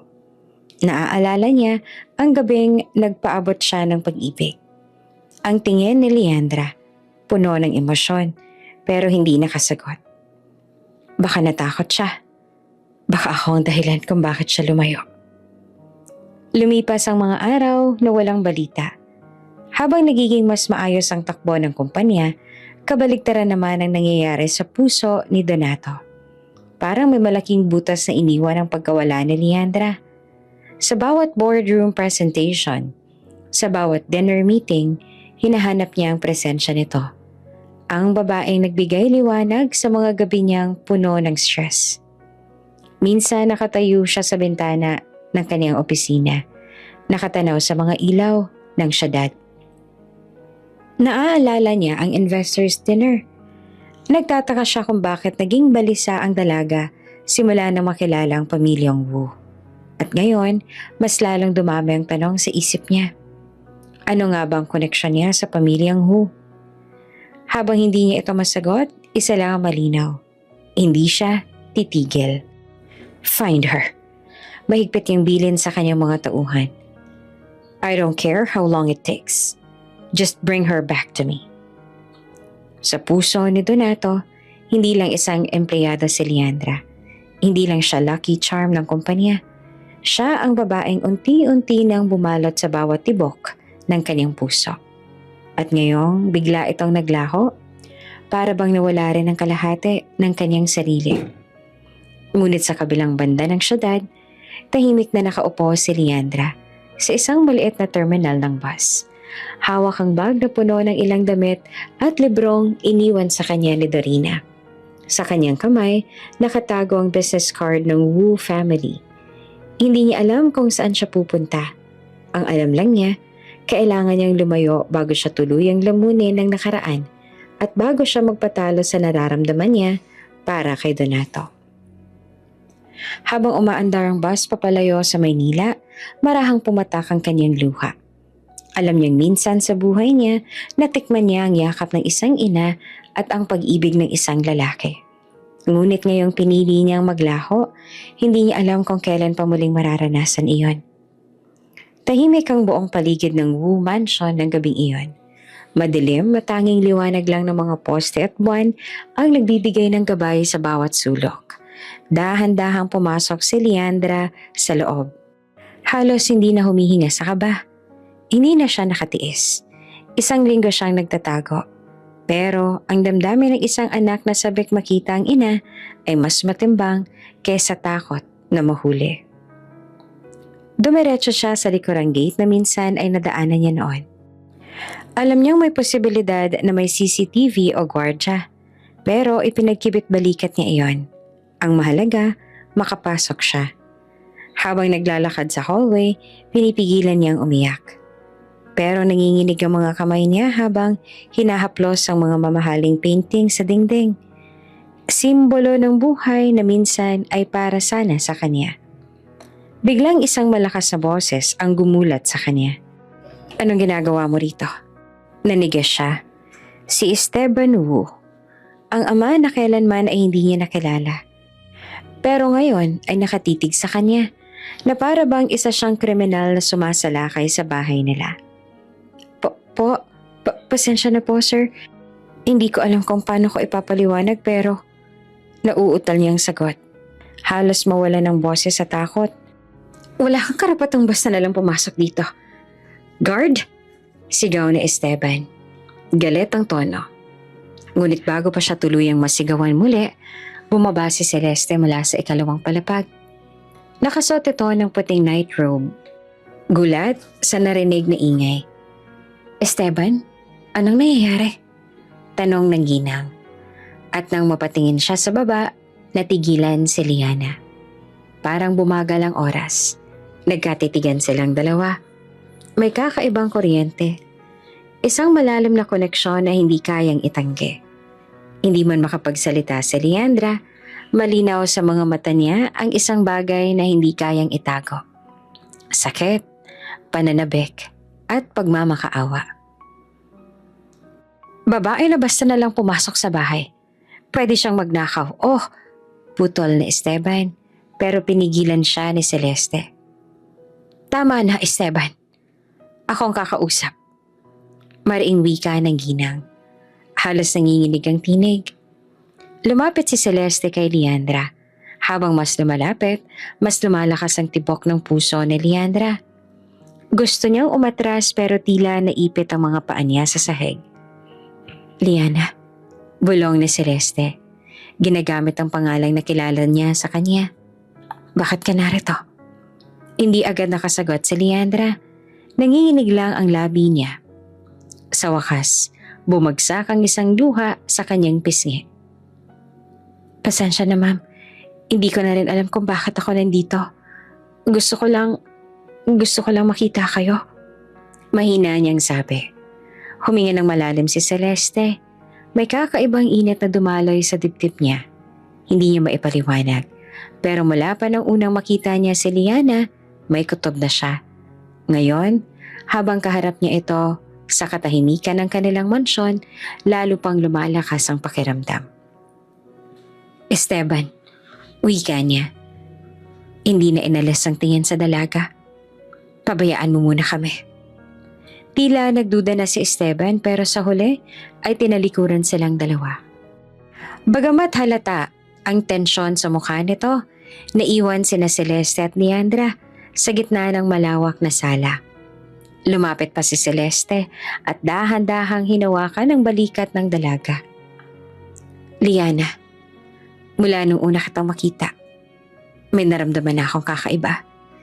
Hindi ko alam kung tama ang iniisip ko pero bawat kilos mo, bawat salita mo, parang natigilan siya, nanginginig ang boses. Parang ikaw ang anak na matagal ko nang nawalay sa akin. Doon na tuluyang bumigay si Leandra. Hindi niya nakinaya ang bigat sa dibdib. Mama, bulong niya at halos hindi lumalabas ang boses. At sa isang iglap, niyakap siya ni Celeste ng mahigpit. Parang ayaw na siyang pakawalan. Tumulo ang luha ng ginang habang paulit-ulit na binubulong. Anak ko. Tuloy ang napahagulgol si Leandra. Ang mga luha na matagal niyang pinigilan, ngayon ay walang tigil na bumabagsak. Ang yakap na iyon ang yakap na matagal niyang pinangarap. Ang yakap ng isang inang hindi niya nakasama sa paglaki. Pasensya na ma. Halos sumisigok na sabi niya. Pasensya na ako ngayon lang. Kung hindi ko agad sinabi. Shh! Wala kang kailangang ipaliwanag. Sagot naman ni Celeste. Hinahaplos ang buhok niya. Ang mahalaga nandito ka na. Hindi kita bibitawan ulit. Naiwan si Esteban sa gilid ng hagdan. Tahimik na pinagmamasdan ng dalawa. Hindi niya alam kung ano ba ang dapat na maramdaman. Galit ba dahil sa pagtatago o pagkabigla dahil sa posibleng katotohanan?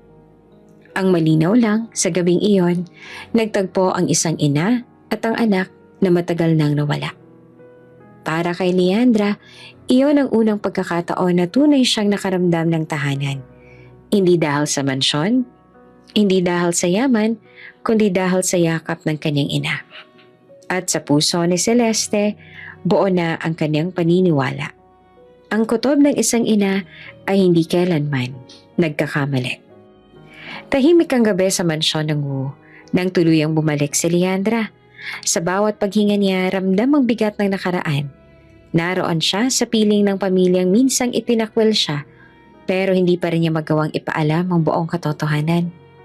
Para kay Lola Shini, isa pa rin siyang estrangherang dalaga na nakilala lang nila sa isang hapunan.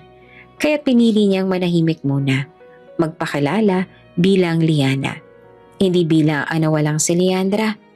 Sa umaga, kasama siya ni Celeste at Esteban. Tumutulong sa mga simpleng gawain at nakikipagkwentuhan sa mga kapatid. Tahimik siyang nakikinig habang kinikwento ni Celeste ang mga araw noong bata pa ang nawawalang anak.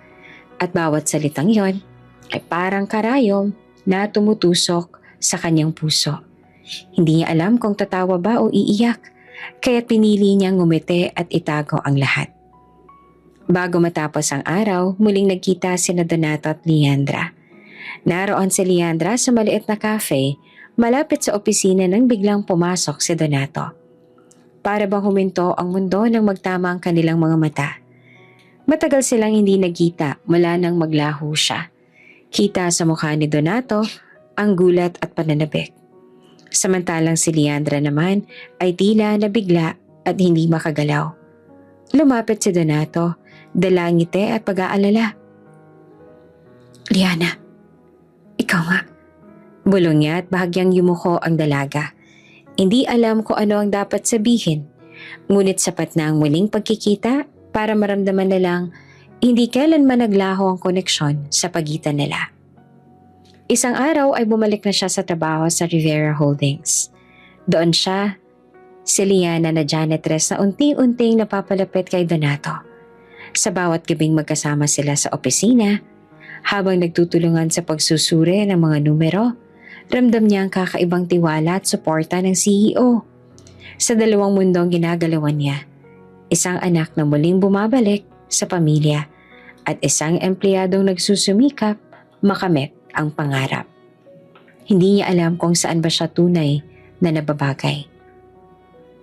Liana, tawag ni Donato isang gabi habang abala silang dalawa sa boardroom.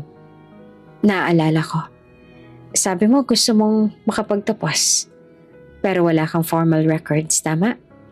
Napayuko siya. Oo, hindi ako nakapag-high school. Pero nagbasa naman ako ng libro. Self-study nga lang. May pait sa tinig niya. Parang hiya na rin. Ngumiti naman si Donato. Kung ganon, tutulungan kitang makapag-ALS para makapag-college ka na. Sayang ang talino mo kung dito lang iikot ang mundo mo sa mop at walis. Hindi niya mapigilang mapangiti sabay biro. Baka naman mabankrupt ka sa gastos sa akin. Hindi, investment kita. Sagot ni Donato. Diretso ang tingin. Hindi lamang para sa kumpanya, kundi para sa sarili mo. Dumating ang mga araw na dumoble ang pagod ni Leandra. Sa umaga, nasa mansyon siya kasama ang pamilya Wu. Pagkatapos ay diretso sa opisina. At kapag tapos na ang shift, doon na siya nag-aaral para sa ALS. May mga gabing namumula ang mata niya sa kakapuyat. May mga araw na halos hindi siya makakain ng tama. Pero hindi siya sumuko. Lagi niyang naaalala ang huling habilin ni Manang Dorina. Lumaban ka. At tuwing naroroon si Donato, laging may kasamang pagkain, kape, o minsan pa ay simpleng paalala. Liana, kumain ka muna bago magbasa. Unti-unting lumalapit ang kanilang loob. Pero sa pagkakataong iyon, mas pinili niyang ituon ang sarili sa pag-aaral at sa pangarap. Makalipas ang ilang buwan, nakapagtapos siya ng ALS at nakatanggap ng sertipiko. Hindi pa nga siya makapaniwala nang tawagin ang pangalan niya sa entablado. Sa audience, nakaupo si Donato. Palakpak ng palakpak na parang siyang pinakamalaking tagumpay sa mundo.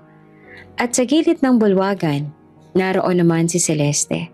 Nakangiti habang pinupunasan ng luha sa mata. Proud ako sa'yo. Bulong ng kanyang ina pagkatapos ng seremonya. Sabay mahigpit na yakap. Ramdam na Leandra ang init ng yakap na matagal niyang hinanap. Kahit hindi pa buo ang pagkilala ng lahat, sa puso niya, sapat na iyon para magpatuloy. Hindi natapos doon ang laban. Sa tulong ng scholarship na lihim na inaayos ni Donato, nakapag-college si Leandra. Naging working student siya. Minsan ay naglilinis pa rin sa kumpanya tuwing weekend para makatulong sa sariling gastusin. Sa bawat exam, sa bawat project, lagi siyang nasa unahan. Hindi lang dahil sa talino, kundi dahil sa matinding determinasyon na wag munang tawaging malas. Makalipas ang 4 na taon, nakatayo siya muli sa entablado. Summa cum laude, Bachelor of Science in Accountancy, Liana Dorina Santos. Sa sandaling iyon, humiyaw ng palakpakan ng buong bulwagan. Si Esteban nakangiting punong-puno ng pride. Si Celeste naman halos hindi makapaniwala na ang dating batang itinakwil ngayon ay bitbit na ang pinakamataas na karangalan. At sa likod ng lahat, nandoon si Donato. Hindi makaalis ang tingin sa kanya. Hindi lang siya isang empleyado. Hindi lang siya isang prodigy. Siya ang babaeng minahal niya nang hindi niya namamalayan. Hindi nagtagal, dumating ang CPA board exam. Lahat ng pagod, puyat at sakripisyo, sinubok siya. Ngunit nang lumabas ang resulta, nakalista ang pangalan niya. Hindi lang pumasa, kundi top-notcher. Top 1? Halos pasigaw si Celeste nang makita ang pangalan ng anak sa dyaryo. Niyakap niya ito ng mahigpit. Parang ayaw nang pakawalan. Anak, ang galing mo. Isa kang tunay na Wu. Lumingon si Leandra. Nakangiti pero may halong lungkot sa kanyang mga mata. Oo, isa nga siyang Wu. Pero hanggang kailan niya maitatago ang katotohanan? Hanggang kailan siya mananatiling Liana sa mata ng lahat? at hindi bilang ang nawawalang si Leandra. Sa gabing iyon may selebrasyon sa mansyon. Nakapalibot ang buong pamilya. Masayang nagkukwento at pinagmamalaki si Leandra sa mga kaibigan at kakilala. Si Shinny tahimik lang, pero mapapansin ang kakaibang kislap sa kanyang mga mata. Hindi ko alam. Bulong nito kay Esteban. Pero may kakaiba talaga sa batang yan. Napatingin naman si Esteban kay Leandra at saka napalunok. Oo ma. Parang may liwanag siya na matagal na nating nawala. At sa kabila ng ingay ng tawanan at musika, nakaupo si Leandra sa gilid. Pinagmamasdan ng pamilya. Sa kanyang puso, alam niyang totoo ang lahat ng tagumpay niya. Pero alam din niyang hindi pa tapos ang laban. Dahil darating ang araw, nakakailanganin niyang harapin ang buong katotohanan. Ang buong mundo ay tila huminto nang dumating ang pandemya. Sa isang iglap, nagsara ang mga negosyo. Bumagsak ang ekonomiya at bawat pamilya ay binalot ng takot. Hindi nakaligtas dito ang pamilya Wu.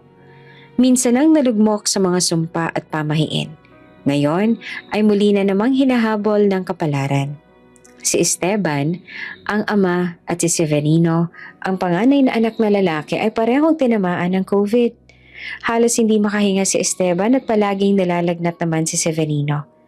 Ang dating marangyang mansyon ay puno ng kaba, dasal at mga tunog ng ubo sa gabi. Si Celeste kahit takot sa sakit, hindi nagdalawang isip na alagaan ng mag-ama. Ngunit batid niyang hindi sapat ang kanyang lakas. Kailangan nila ng tulong. Isang hapon dumating si Leandra. Suot ang mask at daladala ang isang malaking bag ng Chinese herbs, vitamins at ilang gamot na ipinasa sa kanya ng isang kakilalang doktor. Ma, eto po, para kay Papa at Sevi. Nakabubuti raw to para sa ubo at lagnat.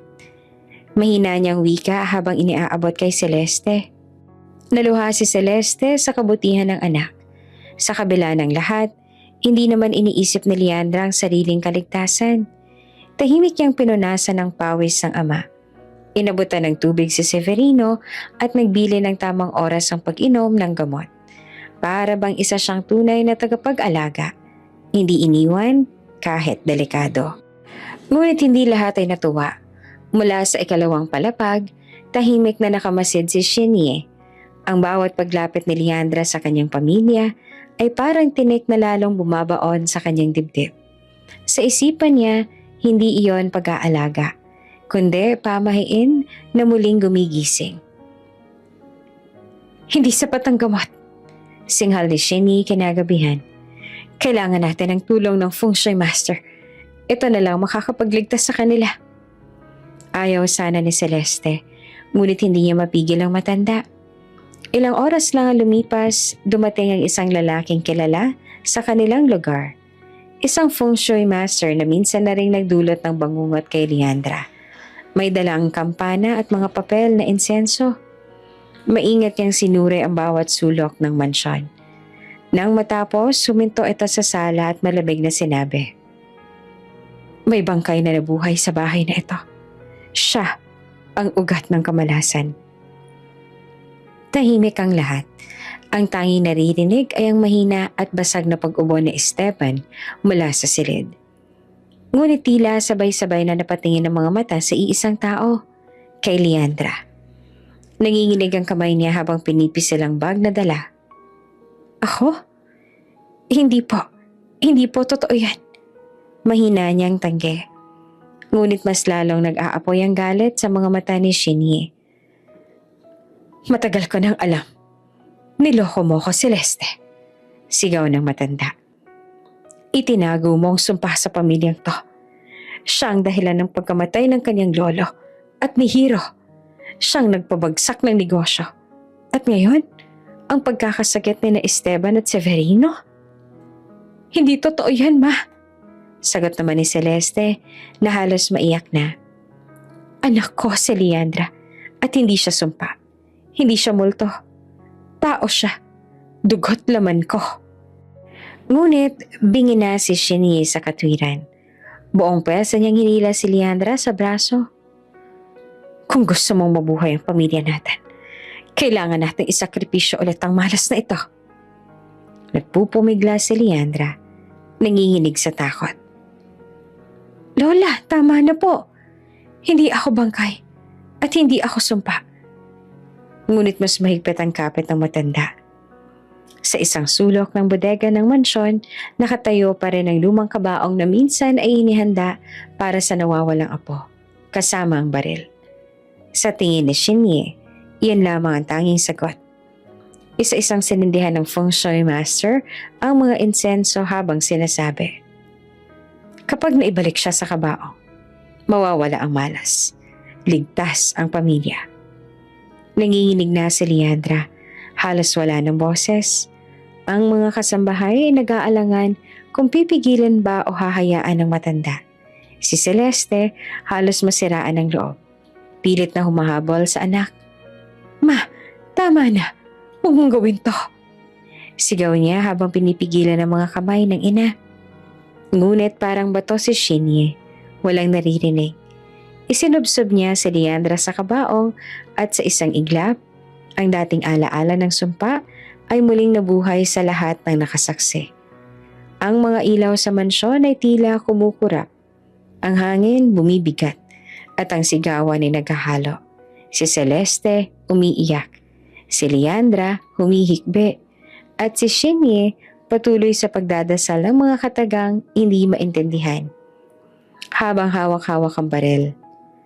Bago tuluyang maisara ang kabaong, isang malakas na tinig ang umalingaw-ngaw mula sa pinto ng bodega. Tama na! Dumating si Donato, hingal at pawis. Hawak ang telepono na tila may tinatawagan. Ang kanyang mga matay nakatutok kay Leandra na pilit pinapasok sa loob ng kabaong. Nakayuko si Leandra. Nanginginig ang mga kamay habang nakatutok sa kanya ang malamig na duro ng barel na hawak ni Shinye. Ang lahat ng alaala ng kanyang kabataan, ang libing na buhay. Ang takot sa dilim, ang sakit ng pagkawalay sa ina, bumalik sa isang iglap. Ngunit ngayong narito na siya, hindi na siya ang batang mahina. Isa na siyang babae na may tapang at may paninindigan. Wala kang karapatang mabuhay. Mariing sabi ni Shinye. Ang tinig ay puno ng galit at takot. Ikaw ang dahilan ng lahat ng kamalasan sa pamilya natin. Ngunit bago pa man mahila ang gatilyo, mabilis na sumunod si Esteban at inagaw ang barel mula sa kamay ng sariling ina. Nahulog ito sa sahig at kasabay ang iyakan at sigawan ng pamilya sa paligid. Ma! Halos pasigaw na boses ni Esteban, nanginginig ang dibdib sa sobrang emosyon. Tigilan mo na to. Hindi siya sumpa. Anak ko siya. Ang kasalanan ay hindi sa kanya kundi sa atin na hinayaan natin na masira ang pamilya natin dahil lang sa maling paniniwala. Napalahod si Shinye, nangingilid ang luha. Ngunit hindi pa rin mawala ang takot sa kanyang mga mata. Pero paano? Paano kung totoo? Paano kung mamatay tayo lahat? Hinawakan ni Esteban ang mga kamay ng ina at mariin siyang tumingin dito. Kung ito ang kaparusahan, tatanggapin ko. Pero itigilan natin ang pagtutulak ng kamalasan sa isang inosente. Si Leandra ay dugo at laman ng pamilya natin. Kung kailangan kong magbayad sa lahat ng pagkakamali ko bilang ama, ako na lang. Huwag na siya. Nangingilid ang luha ni Leandra habang pinagmamasdan ng ama. Sa unang pagkakataon, ramdam niya ang pagtatanggol at pagmamahal mula sa taong minsan ay naging bahagi ng pagkawasak ng kaniyang pagkabata. Tahimik ang lahat nang biglang lumapit si Celeste at niyakap si Shinye mula sa likod. Ma, tama na. Huwag mo nang hayaan ang huling alaala namin sa iyo ay galit at takot. Patawarin na natin ang isa't isa.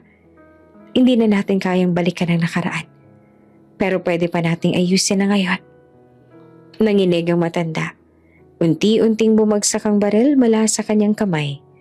Lumuha siya. Mas malalim kesa sa dati. Anong nagawa ko? Ililibing ko ang sariling apo.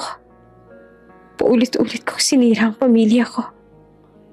Lumapit sa Leandra, nangingilid ang luha ngunit matatag ang tinig. Lola, hindi ako perpekto.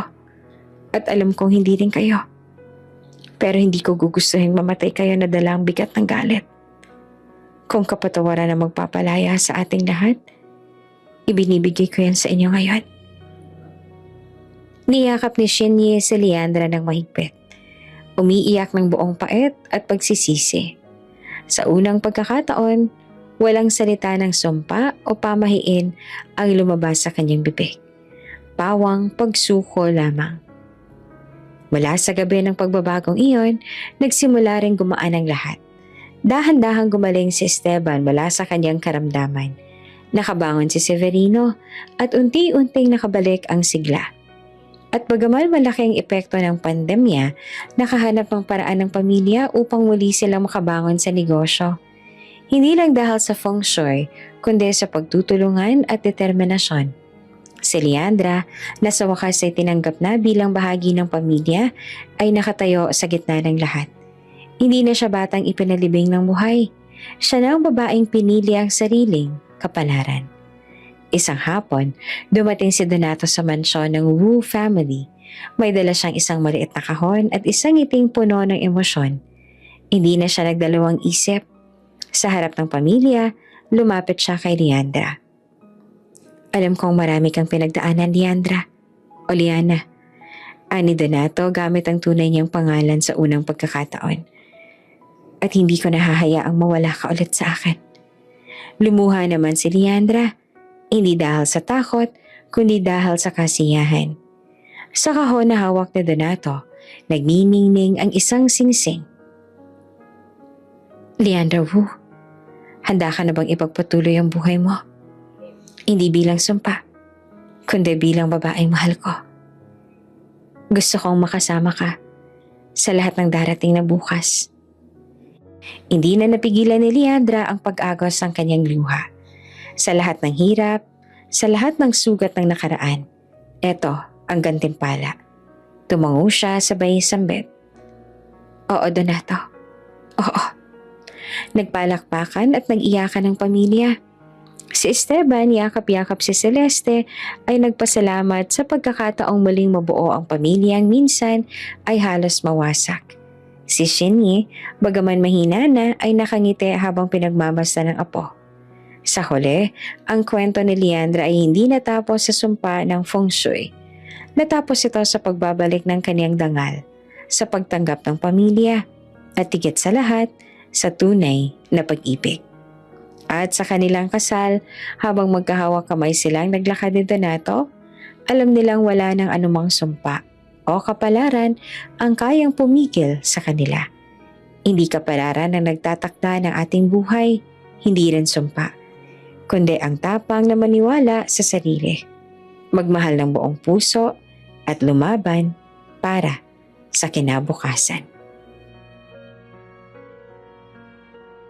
Bago ka pa lang sa channel neto, ibang kwento ni Ate Jane, istorya mo, ikwento ko. Huwag kalimutang pindutin ang notification bell at subscribe button.